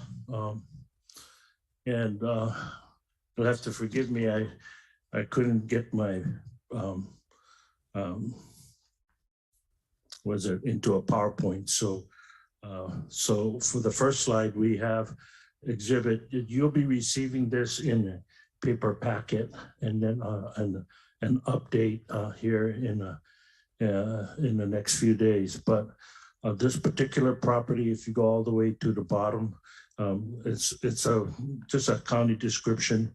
Oh, excuse me, go a little bit up. That's the map at Holualoa. This is about 1,500 feet in elevation off the Mamaholoa Highway. Just at that dot on the top, you can see the little dot to the right. That's the Waiahawan. That's the well, the county well, that in which the pump fell to the bottom. Okay.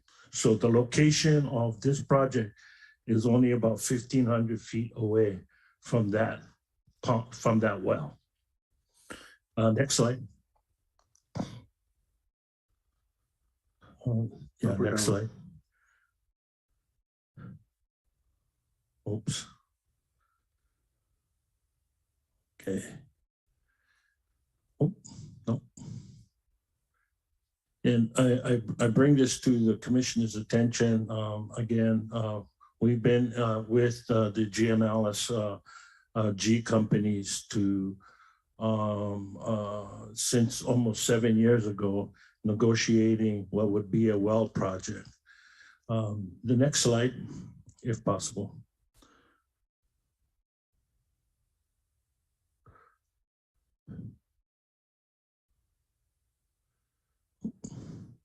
Okay, so, okay.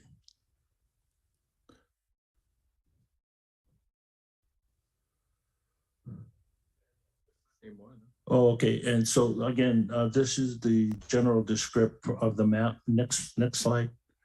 Yeah,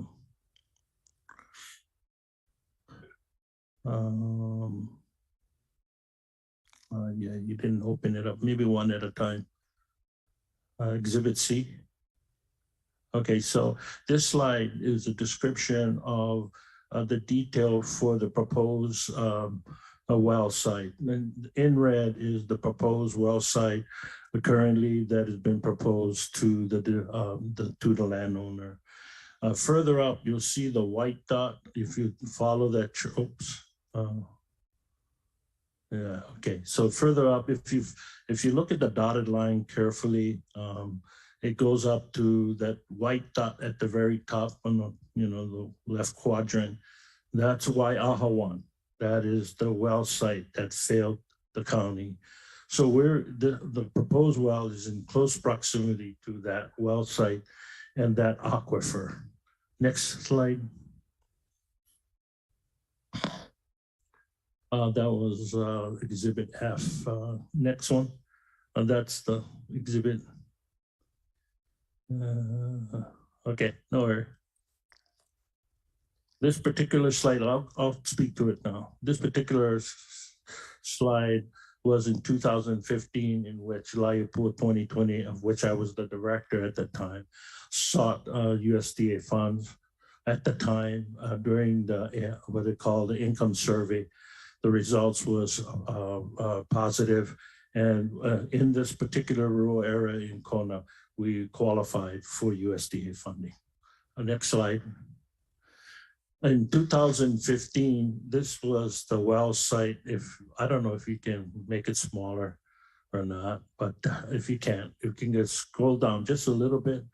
What you see there is the design of the well site that was proposed in 2015.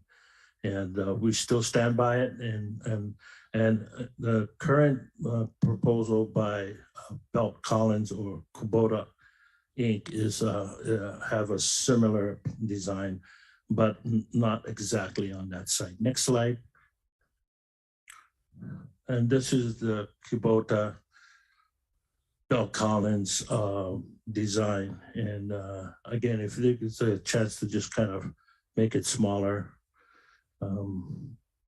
yeah, a little bit, yeah. So when we spoke to the owner about this particular site and the design, this engineering design met all of the requirements set by the owner at the time. And this particular design also addressed some of the easements required by the county. The county also adopted this plan. And so the county was well aware about this particular design. Next. This is the property that the owner wants to sell the entire property. That's correct. This is the upper level one. Not just a well site. Yeah, the entire property, correct. And I was going to get to that.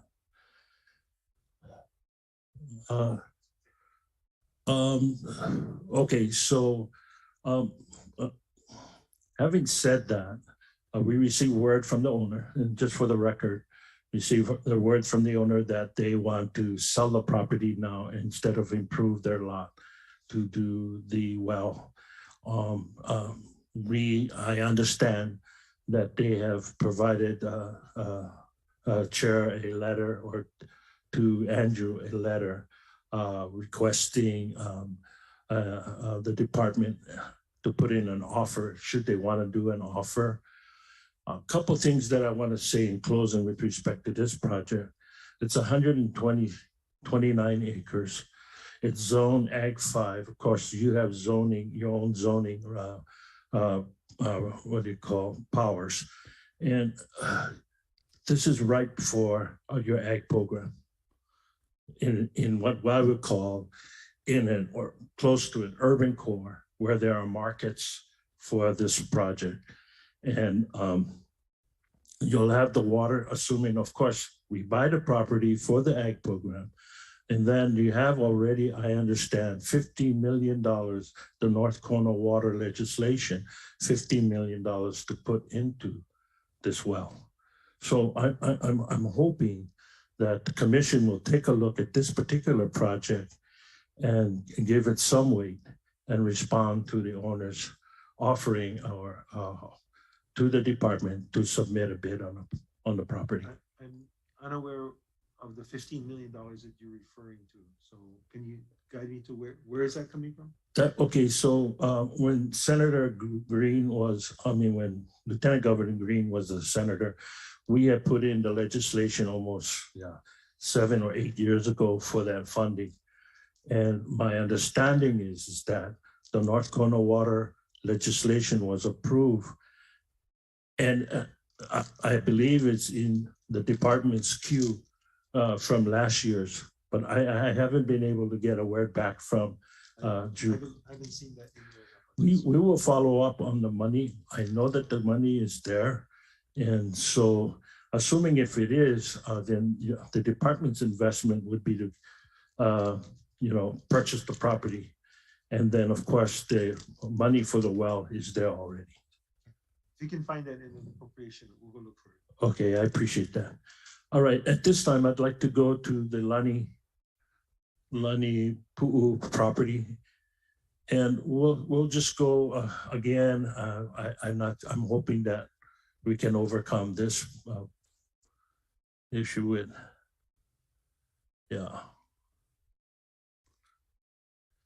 And Lani Pu'u is I think owned, in partnership or by Rick Willock. And I'd like at this time to Rick to introduce himself. Rick.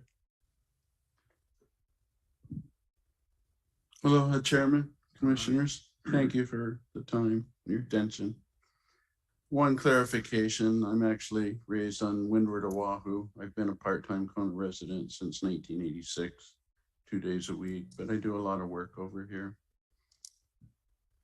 So we do mostly housing development. I'm more in the entitlement side and infrastructure development. I get the land ready and frequently turn it over to people like Stanford Carr, D.R. Horton, and people that build the actual housing projects. I'm a horizontal guy. One of the first things we have to do in our project development is identify the why, the water, because you can't do anything without water. Kona in particular has some constraints and problems with water. The system's been developed over the decades with pukas up above Mamalahoa Highway that go down 1,300 feet to a lens. The lens is static, floats on the seawater. You can't have the pukas too close to each other because it endangers it creates a possibility of salinization of the water. Kona has used up most of the well sites up Mauka, especially above the area north of Kailua Village up to the airport. A number of years ago, the engineers and the scientists, led by a HECO scientist and a local engineering firm, figured out that there was basically an underground river. You've got a lot of water, it rains every day up Mauka, and it filters down. Somehow that water enters a geological feature that is basically a pipe or a river that runs down. It runs from Kona Airport, Old Kona Airport, to Kahaluu. There's currently offshore in underground storage about 1 trillion gallons of fresh water, according to scientific studies and testing. They're not sure how it gets there, but it flows underground. Somehow it actually goes through the salt water, through the lens and through the salt water. The county and the state working together drilled a well on state land at the 850-foot elevation, just north of Nani Kailua, about 4 years ago, and found that the water was there. It's under pressure and it's capable of producing roughly 1.1 million gallons per day of potable water. It's at a much lower elevation. It's close to the major transmission systems and consumers. It's under pressure, so you can put the wells much closer together without the danger of salinization. And they're now busy trying to develop that resource. They are working right now with permitting a well on the Keopu property. Could you get that slide with the multiple land properties up there? Yeah, I don't know which slide number. It might not be on Lani Pu'u, but it would yeah, be- that's it. Number 2A, right there. Okay. This is, yeah. Okay, so you got the village there, and then the harbor down up above. You know the lay of the land, I'm assuming. So the property marked Keopu is just Mauka of Queen Kaahumanu Highway, across from the Mormon Temple. The property called Laini Pu'u is right above Lowe's, which we developed back in 2000. The river comes basically from the upper right down and goes into the ocean where that blue line is, down where QLT at the bottom is, and then all the way down to Kahaluu. So the plan, I'm working with the county and the engineers now, is to drill multiple wells at the 800-foot elevation. They already drilled and tested the one on state land. They're processing a permit now for the well on Como property, which is right adjacent to Keopu. Then they want to drill 2 wells on Keopu and 2 on Lani Pu'u. If successful, it will greatly alleviate the problem of the water shortage in Kona. Okay. Yeah, and this particular, I think, graphic better illustrates where the well sites are located or have been identified as the best location for the well sites. And I'm going to let Rick explain more in detail this particular graph. So well number 1 is the existing capped off well to be used as a monitoring well. That's on the state land. Well number 2 is on Como property. That's the one they're processing the drilling permit for now. Well number 3 and well number 4 are on property called Keopu, which my family owns. Well number 5 and well number 6 are on property called Lani Pu'u, that's above Lowe's, that I own with partners. And then number 7 and number 8 are 2 1 million gallon storage tanks that we'll have to build to equalize the pressure and provide transmission down to Queen Kaahumanu Highway and the village below. At that point, it will plug into the county system and be transmitted to the users, such as QLT. Putting myself through University of Hawaii system, I worked construction, and at that time, back in the 70s, worked on some high-rise development. One of the crew was a guy named Bo Kahui. We worked probably a year and a half together in construction at that time. I didn't see him for decades after that until I ran into him up at the courthouse here in Kona. And by then he was actively promoting DHHL projects, which I've never been involved in. But he came to explain to me about the water problem that exists at DHHL properties, Laiopua. And in discussions one day, this issue came up and he jumped all over it. So he asked if there was commitments on our wells, and at this time there's not, but we haven't proven the water's there yet. We got to drill to prove the water's there. Right now I'm in line. County wants me to wait until after they finish the Kamoleau well, then go to number 3, then go to number 4, then go to number 5. At some point, the resource stops because they drilled a well at Kamakana and it did not hit the resource. So there's an edge to that river going north that they don't know where it is. So he is promoting to me the idea of working with DHHL to drill a well and commit the water from that well substantially to DHHL. And I said that that would be okay. So we're here to just introduce that concept officially and see if there was any interest in developing a water system jointly with the county, because they've got the transmission lines, and deliver water to the DHHL property at Laiopua. We bring this before the commission because of the need for more water source development. There's absolutely, just given the estimated 800 more homes that are planned for the villages of Laiopua, you can never get enough water to build out our homestead. Then there's Kalawa, there's Ooma, there's other west side properties that these wells may or may not serve, but for sure it'll complete, I think, the full development of the villages of Laiopua. I think when we look at, just so that I'm sure, are we talking joint development? Are we talking joint development of the well, or are we talking the property is for sale and the well? It could be either. My goal has been to what I did in Lanipu'u, I got involved in that property in the late 80s, went through state land use boundary district amendment in the 80s, got urban designation, got the lower portion zone commercial, got Lowe's over here, got some other users, worked with Mark Richards. We brought the sewer and the water and the roadway system up. That was my long range plan for the property above Lowe's. I got it zoned multifamily where the yellow is, right above Lowe's, 1 acre lots up above.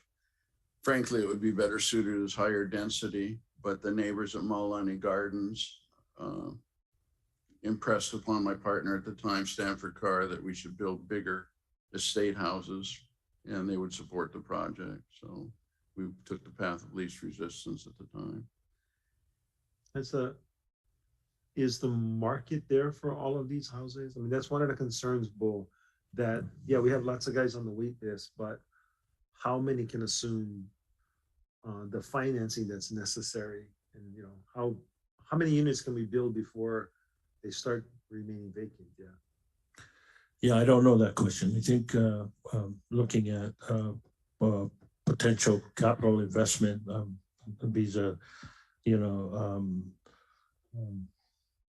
federal government, HUD, and other opportunities, looking at other community investment dollars like new market tax credit initiative and those treasury bonds that will finance large projects so that we can get those that cannot afford homes into a reasonable, affordable home in Kona.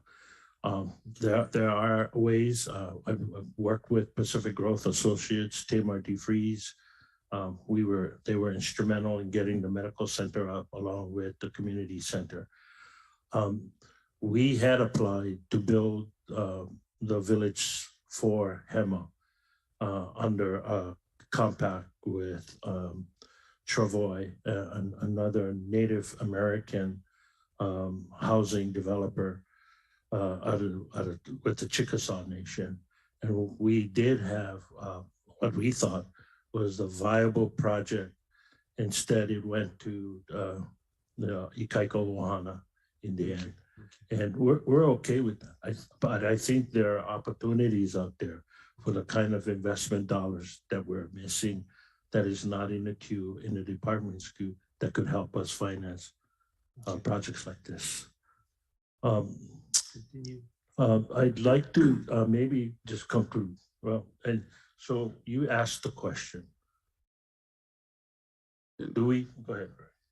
In answer to your question, the original conversation that we had before COVID, we actually attended a DHHL meeting in November of 2019, I think it was. And there was a plan to meet over here in May of 2020, which of course fell apart. At that time, we were talking about joint development of the well site only to develop the water to the DHHL housing. That's fine with me. The way that the water system works in Kona is the county identifies a well site, approves it, we develop a design, and then we pony up the money from various stakeholders, usually landowners in the area that need water. And the money is escrowed, and we build the well system and the transmission system and the storage system. Costs about $10 million per system. It's roughly $8,000 to $9,000 per water credit. The county likes to keep about 35% of the water credits and take ownership and management of the system. We've done that for decades, and that's okay with me. If somebody comes up with a better idea, that's fine. But the biggest issue right now is proving the water's there. Until you prove the water there, because it's a new resource, the county's not positive that the water's there. There's some risk involved. It takes $900,000 to find out if that water's there. So the concept I would propose is you folks pony up 900,000, drill the well and test it. And if it's there, we'll commit the majority of that water to you guys. I've got lots of people lined up that'll put the money in to build the system because a lot of people want to build here. And there's not much entitled land left anymore. There's a large demand for housing for low income, medium income, and high income in the Kona district. But I'd given a commitment to Bo, and by rights, that would still be the right thing to do. And if you folks are willing and able to take the risk, then you deserve the reward. Okay. I appreciate you considering several options at this point. We still, we still have to figure out where that 600 is spent and what the priorities are to spend it. So we will definitely take your initiative into consideration. Thank you, Bill. And this pretty much concludes. I think we talked about all three projects. We look forward to the Hololo project coming to term. I think that is our priority. I think the department delved significant funds in the EIS and so on, and the design. So we think that's a real, that upper level well has a lot of potential.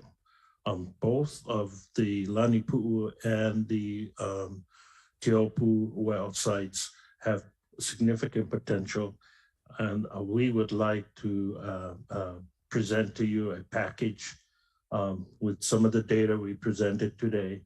And Rick and I will go back and then present it to you, Mr. Chairman, for distribution to the commission. Sure. And I would say work with Andrew, make sure Andrew gets a hold of it first. Okay. We'll actually revisit what we sent him 2 years ago, because I think at that time we were just looking at well exploration.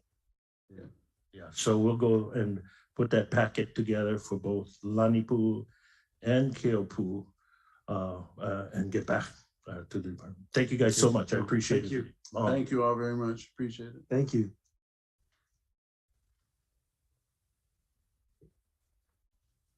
So we don't have Malia.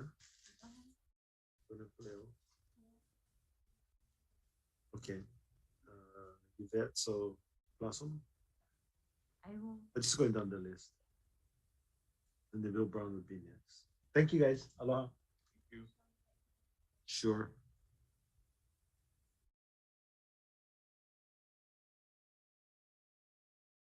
Who's next? Blossom. Blossom. Actually, Bill Brown. Bill Brown. I get Blossom. We're gonna, whoever Switch shows them. up first. Okay. Ahana. Mhm. Was on, but gotta get her back now. I'm just gonna send out invites and see. Bill Brown. Hey, Bill, are you, can you hear us?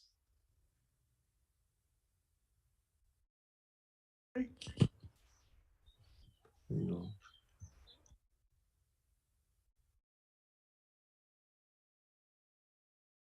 Yeah, Bill, are you there?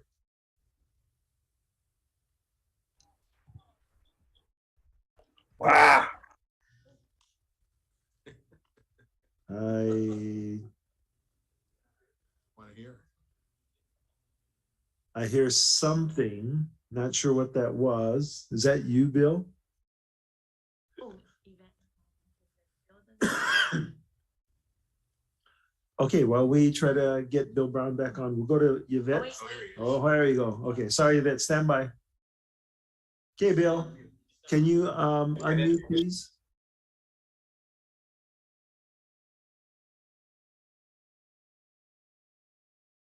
If you can hear me, can you unmute?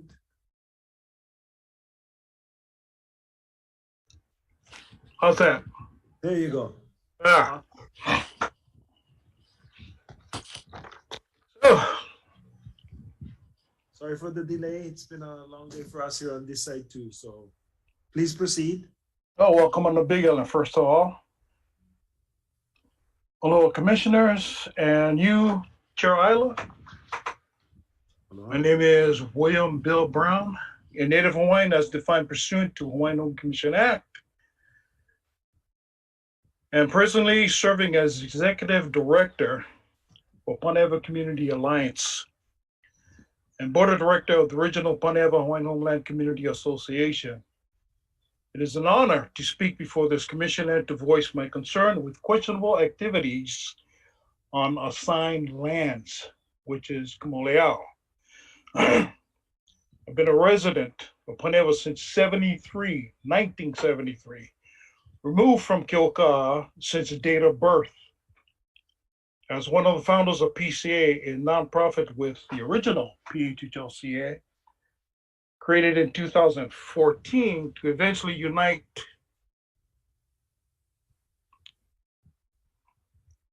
original PHHLCA, PCA, and DHHL to 12.77 acres assigned lands known as licensing 788 of 2016, or as we call it, Kamoleau. Therefore, PCA has maintained the licensing fee. We procure insurance coverages on said property as required in the licensing agreement. And we have provided the necessary maintenance on Kamoleau as recommended on the agreement, with the exception of today. We agree the co-licensing exists between the parties of the original PHHLCA, PCA, and DHHL as stipulated by License 788.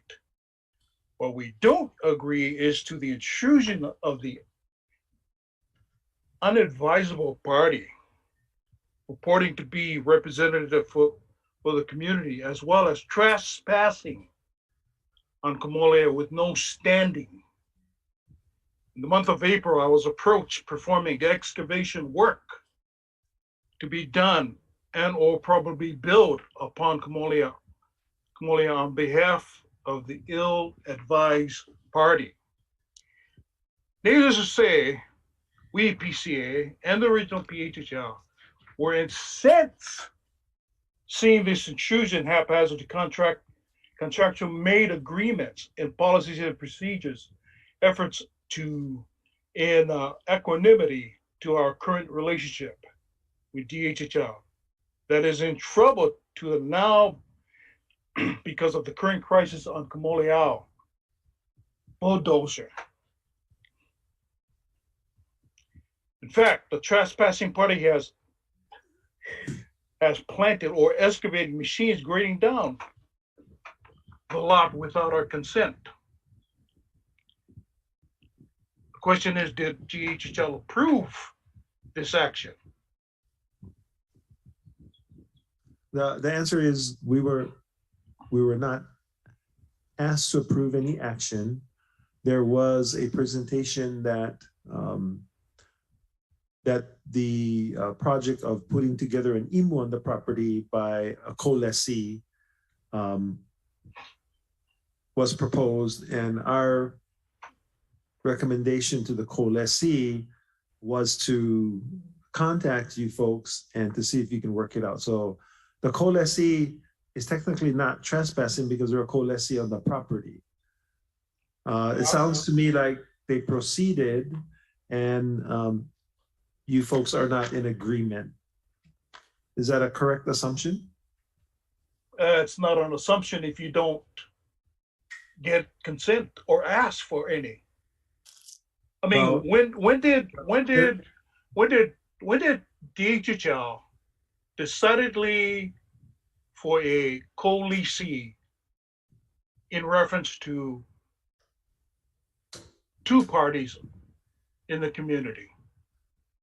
The license 78, as I have been informed, has two groups that are co-lessees on the license.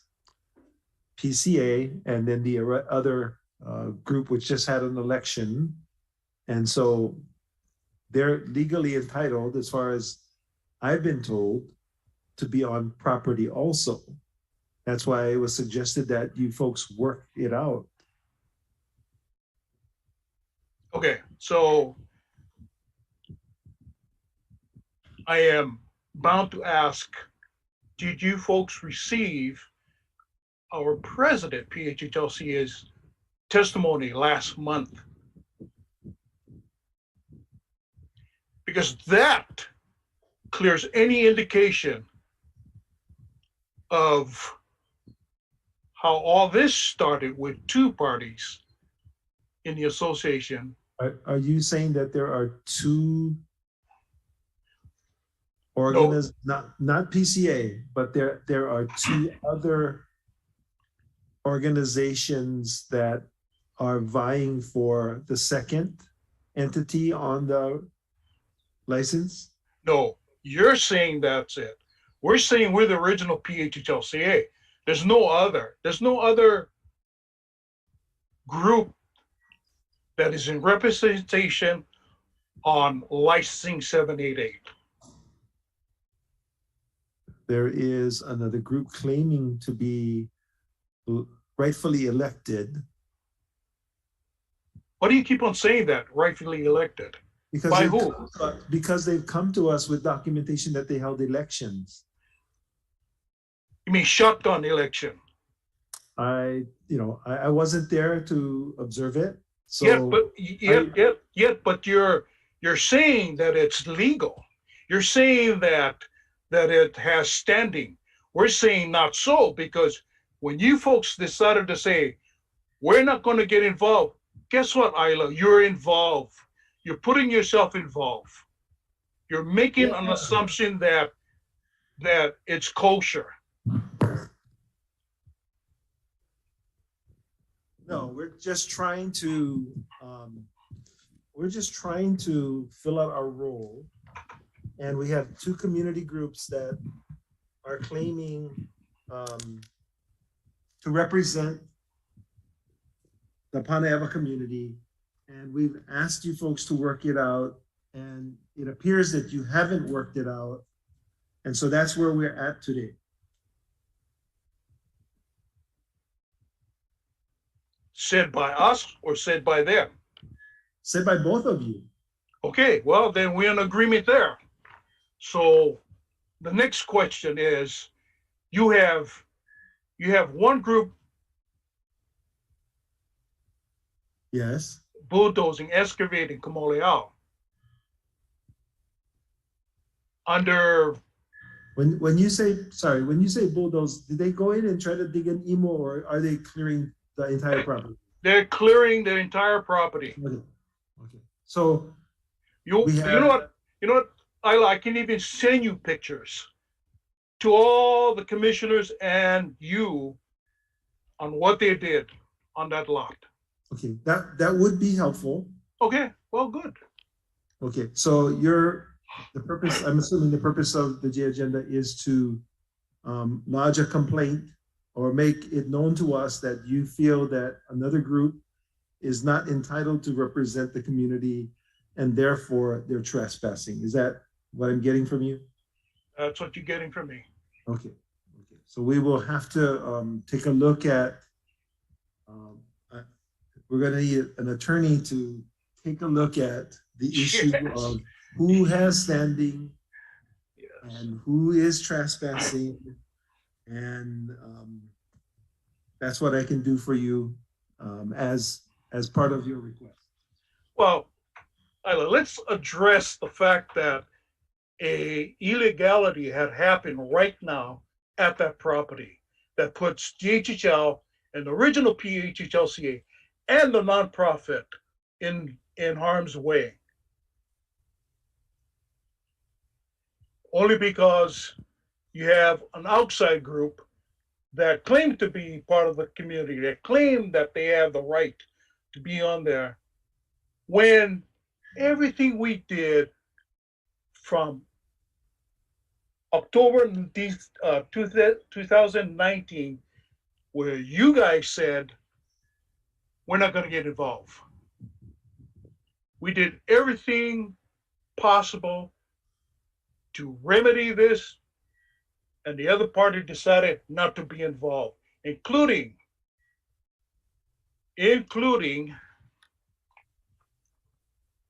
mediation. 3 times mediation. And there was a no-go. So by the time the mediation failed, COVID hit. And we followed all the rules, the Department of Health. We stayed quiet. We didn't make a move for the safety of this community. So what about them? Where does that leave us with the illegality on Kamoleau?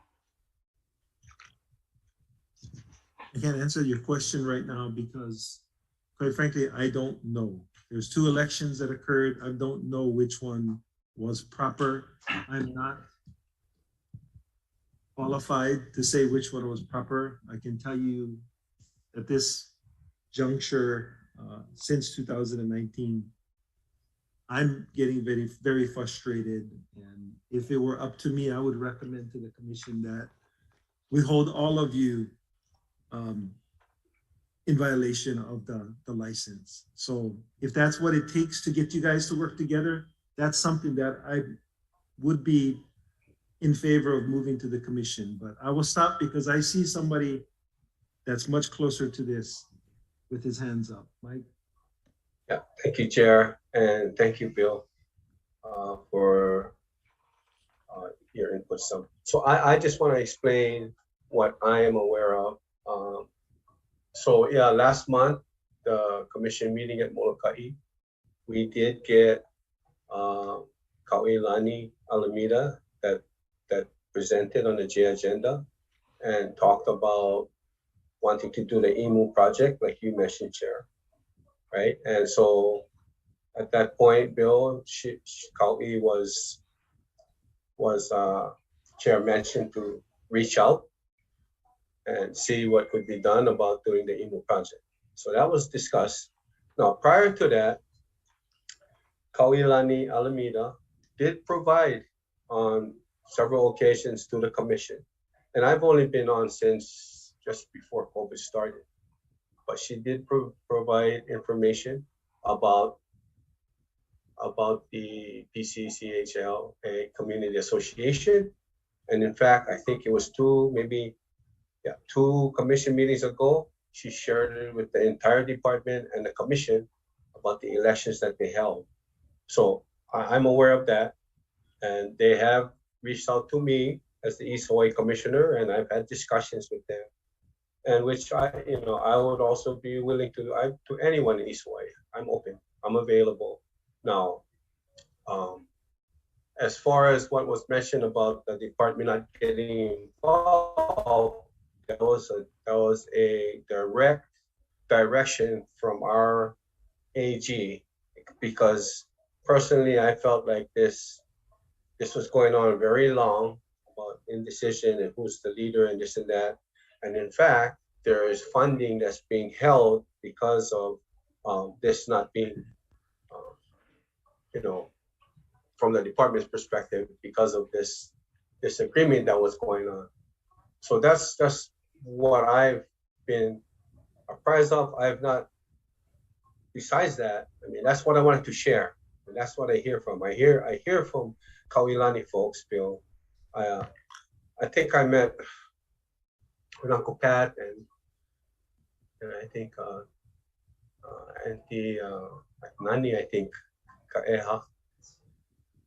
Right. She's the president of PHHLCA, the original.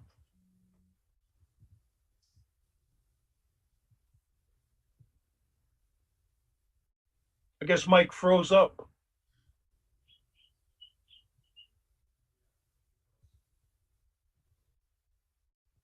Okay, Bill, I don't know if you can hear me or not, but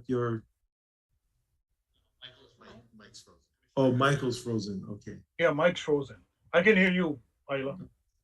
Okay, so in order to move the concern that you're bringing forward to me, I will take it to an attorney general for advice to see who is the entity. There's a co-lessee on the property, on the license right now. There is a disconnect on the proper co-licensee who represents that co-licensee. So we'll have to look at the facts and then we can get back to you on the issue of the complaint that you're bringing forward. Okay. Okay, it sounds good, but I still have other grievance going on here. Okay. All right, thank you for being patient with us. Okay. Thank you for having me on.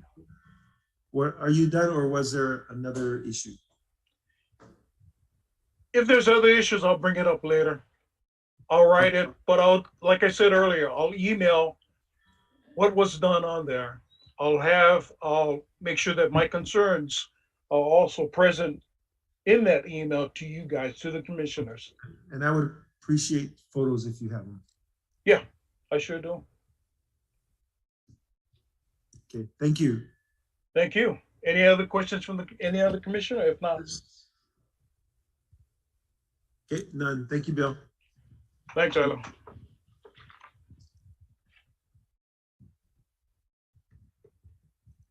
Let's do Yvette. Yvette, can you hear me?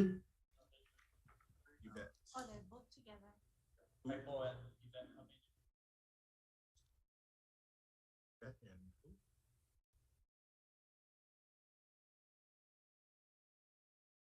Day 7. Yes.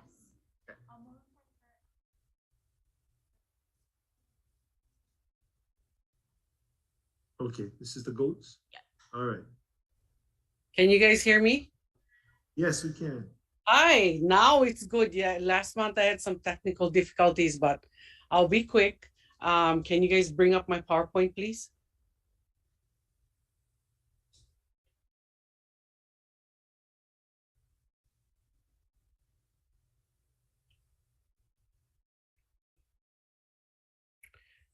Okay, I'm Kaiwin Farm Educational Programs. We are in Kikaha. We operate me, my husband, and my 3 sons and my grandkids, we all operate this nonprofit. I also work for Waimea High School and I run the Kino Ole program. This picture is just a fraction of the kids that I service. Next slide, please.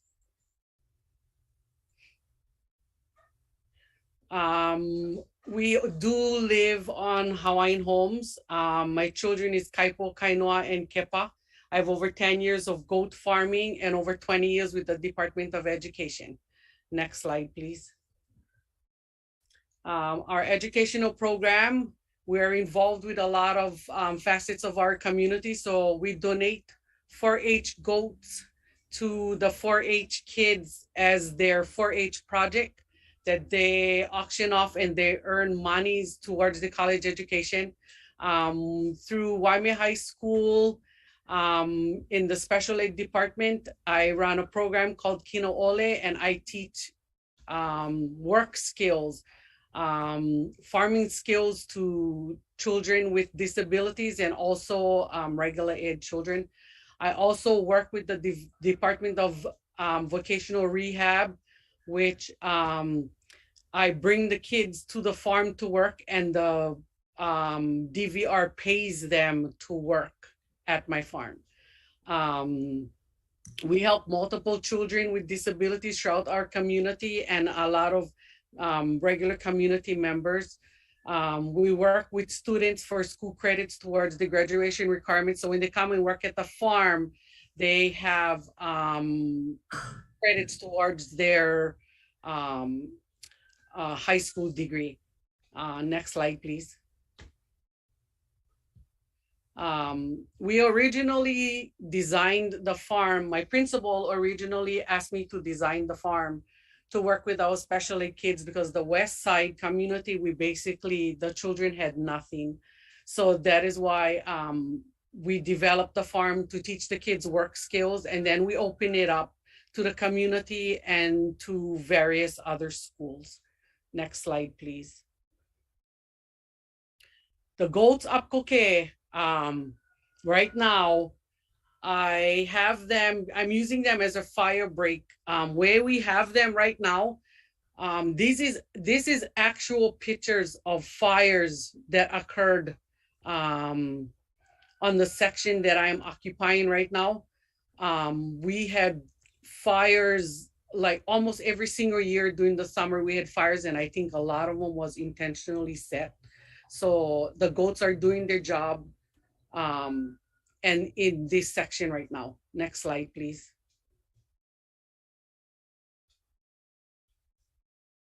So I met with our fire chief, Jeremy Makepa, and he helped me with a lot of this information. So the goats grazing will reduce any chance of fires.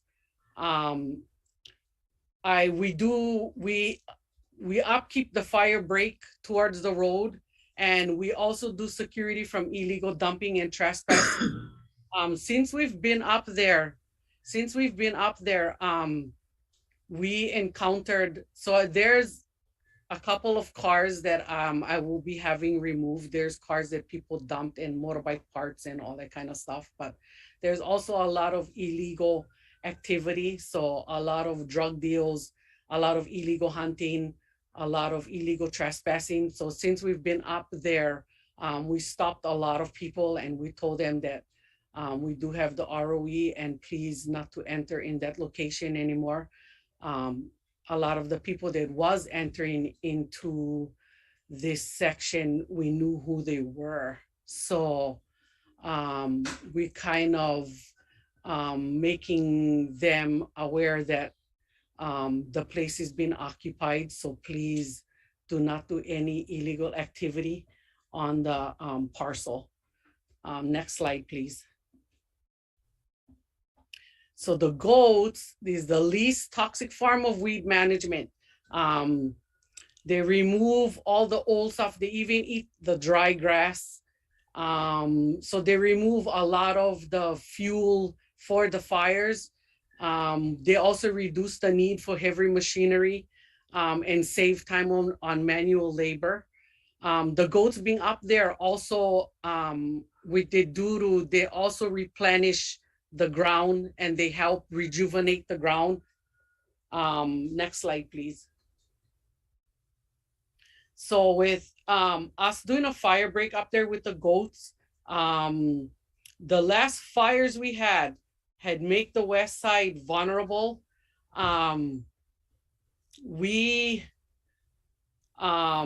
Because of the firefighters being busy fighting the fires up there, they had to rotate firemen to the fire stations. Jeremy shared with me that when they were fighting the fires up in Kokee, the emergency response time on a heart attack or a stroke doubled or tripled. So that left the West Side community vulnerable to other emergencies because they were fighting fires up at Kokee. The overall cost, he told me, is about $20K a day. And that is only 15 firefighters and 4 fire trucks. He said, when the chopper responds, that is even more money. So the cost will increase depending on the size of the fire and the location. Next slide, please. So like I was saying, by increasing organic matter, 1% of the soil can hold additional 16,500 gallons of water per acre. It saves the country and state a lot of money and a lot of time to maintain and clear using chemicals, machinery, and manpower. The waste the goats leave behind helps soil hold water, and the goats, unlike cows and other grazers, can eat grass, leaves, and tall bush. Next slide. Thank you. Yvette, you've made the case that goats help reduce fire load. Yeah. What is the ask? Pardon? What are you asking the commission for? No, I just wanted to give you guys my proposal because the last time that I had technical difficulties and we went only on a 6-month ROE. So I just giving you guys my proposal now. I'd asked HECO to attend the meeting in August so that I could put in for my year ROE.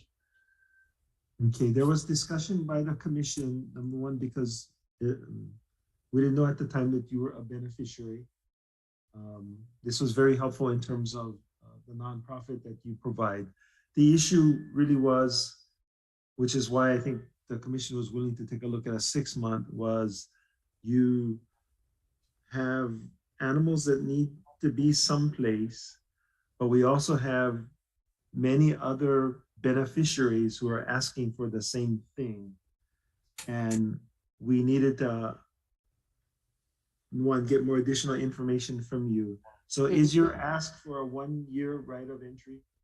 Yes. Okay, okay. Question? Yeah, David? thank you, Chair. I think I remember this correctly, but, and I appreciate your presentation.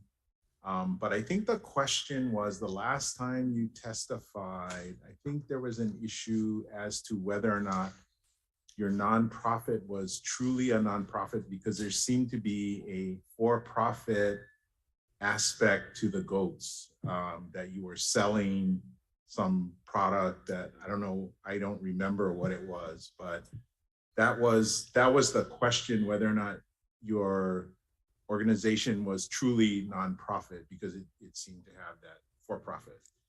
So we're not for-profit, we are nonprofit. I take $20,000 a year out of my own pocket to run this program. And the program is a nonprofit that was done so that I could help out Waimea High School with the special ed kids and to teach them skills, work skills and farming skills. So basically, I did the nonprofit program so I could get grants so I could run the program. But basically, my nonprofit does not make money. I take out $20,000 a year out of my own pocket. and we donate a lot of goats and stuff. So say if Gowan funeral and my neighbors come to me and they tell me, oh, if we Gowan funeral, we need meat. So I donate them the goats. I donate a lot. So basically, I'm not making one profit. So I remember more clearly now. So I think what we were looking for, and it may have been before you had technical difficulties. Yeah. One was to be able to review your financial books, and you know what I mean, to take a look at that, and so that would demonstrate exactly what you're saying, that you know what I mean, this is not a for-profit. But I don't recall exactly, but there was something I thought you were selling. You said you were selling something, like I don't know. Normally goats come with goat cheese. No, so the dairy goats, I cross them with the meat goats. And the reason for that is because the meat goats is more high maintenance than the dairy goats. So me crossing them, I get a more hardy breed. So, but I do not do any goat cheese. I do not milk my goats. I do not do any of that milking, anything to do with milk, I do not do. Yeah, so I think it was just at the next meeting, which will be on Kauai, I think there was just a desire to be able to review the finances and stuff, and then, assuming that was in line. I sent Kaipo my tax stuff, so I can share that with you guys. Everything is zero. I mean, because I don't make anything. I think that was just the question. So that's if everything is zero, like everything is zero. I mean, I can share with you guys my tax documents that I sent to Kaipo, but everything is zero. And then I recently got a tax clearance from the state and the county. I can share that with you guys too on the next meeting. Thank you. You share it with Kaipo, he can get it to us. Okay, I'll do that. So those are aloha, Chair. I'm on here, Chair.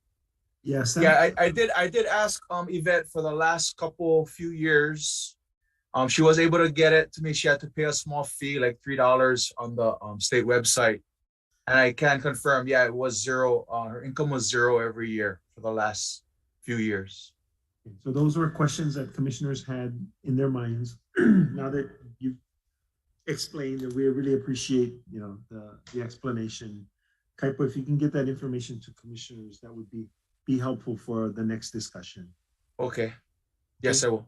I at this point I can't tell you that it's more than 6 months. I know the commission was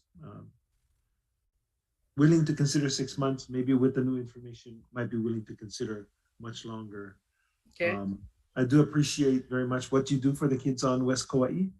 And it's not easy having 100 goats to take care of and do all of that stuff. So thank you. I will talk with Kaipo, and we will be back in touch with you, sort of to refine the proposal. Okay. Okay. Thank you so much. I appreciate you guys' time. Thank you. Mahalo. Mahalo.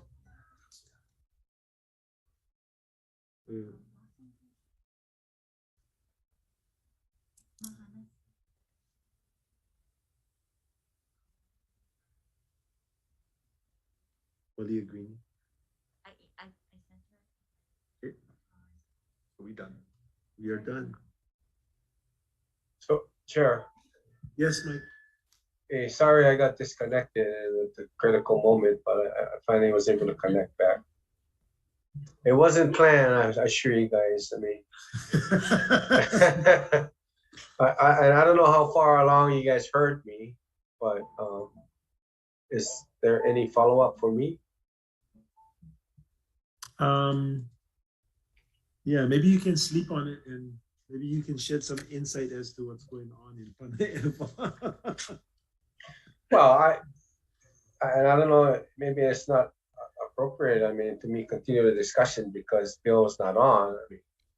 I mean, I was just gonna add that at the last meeting, I mean, we were of the position that Miss Alameda's group, and the election, etc. So maybe, I don't know, I shouldn't be talking about it because no one will. I think let us go and have a discussion with the AGs as to what the situation is. I suspect they're going to tell us it's a policy issue. And then I will talk to staff and we can come up with a recommendation. Okay. Okay, I mean, Got it. I think right now, if you would ask me, I think all three entities, if we're going to consider three entities, the one that's in dispute and the other one that Bill is, if I remember Kahana's review, they're all not in compliance. Okay. So we might have to take a look at that. But we'll save that for, next week. I'll check with Kahana. Okay. Okay. Thank you for hanging in there with us. Russell too. Russell, thank you for hanging in with us, jumping back in. David, thank you for, this will be one of your most memorable meetings, I'm sure. Thank you for hanging in there with us. And the staff, thank you for hanging. Oh, look, Auntie's still here. Are you gonna come back now? I want to acknowledge you for sticking it out with us. Okay, with that, I think everybody on the virtual, the meeting is concluded. And the next meeting is June 20 and 21st on the island of Oahu.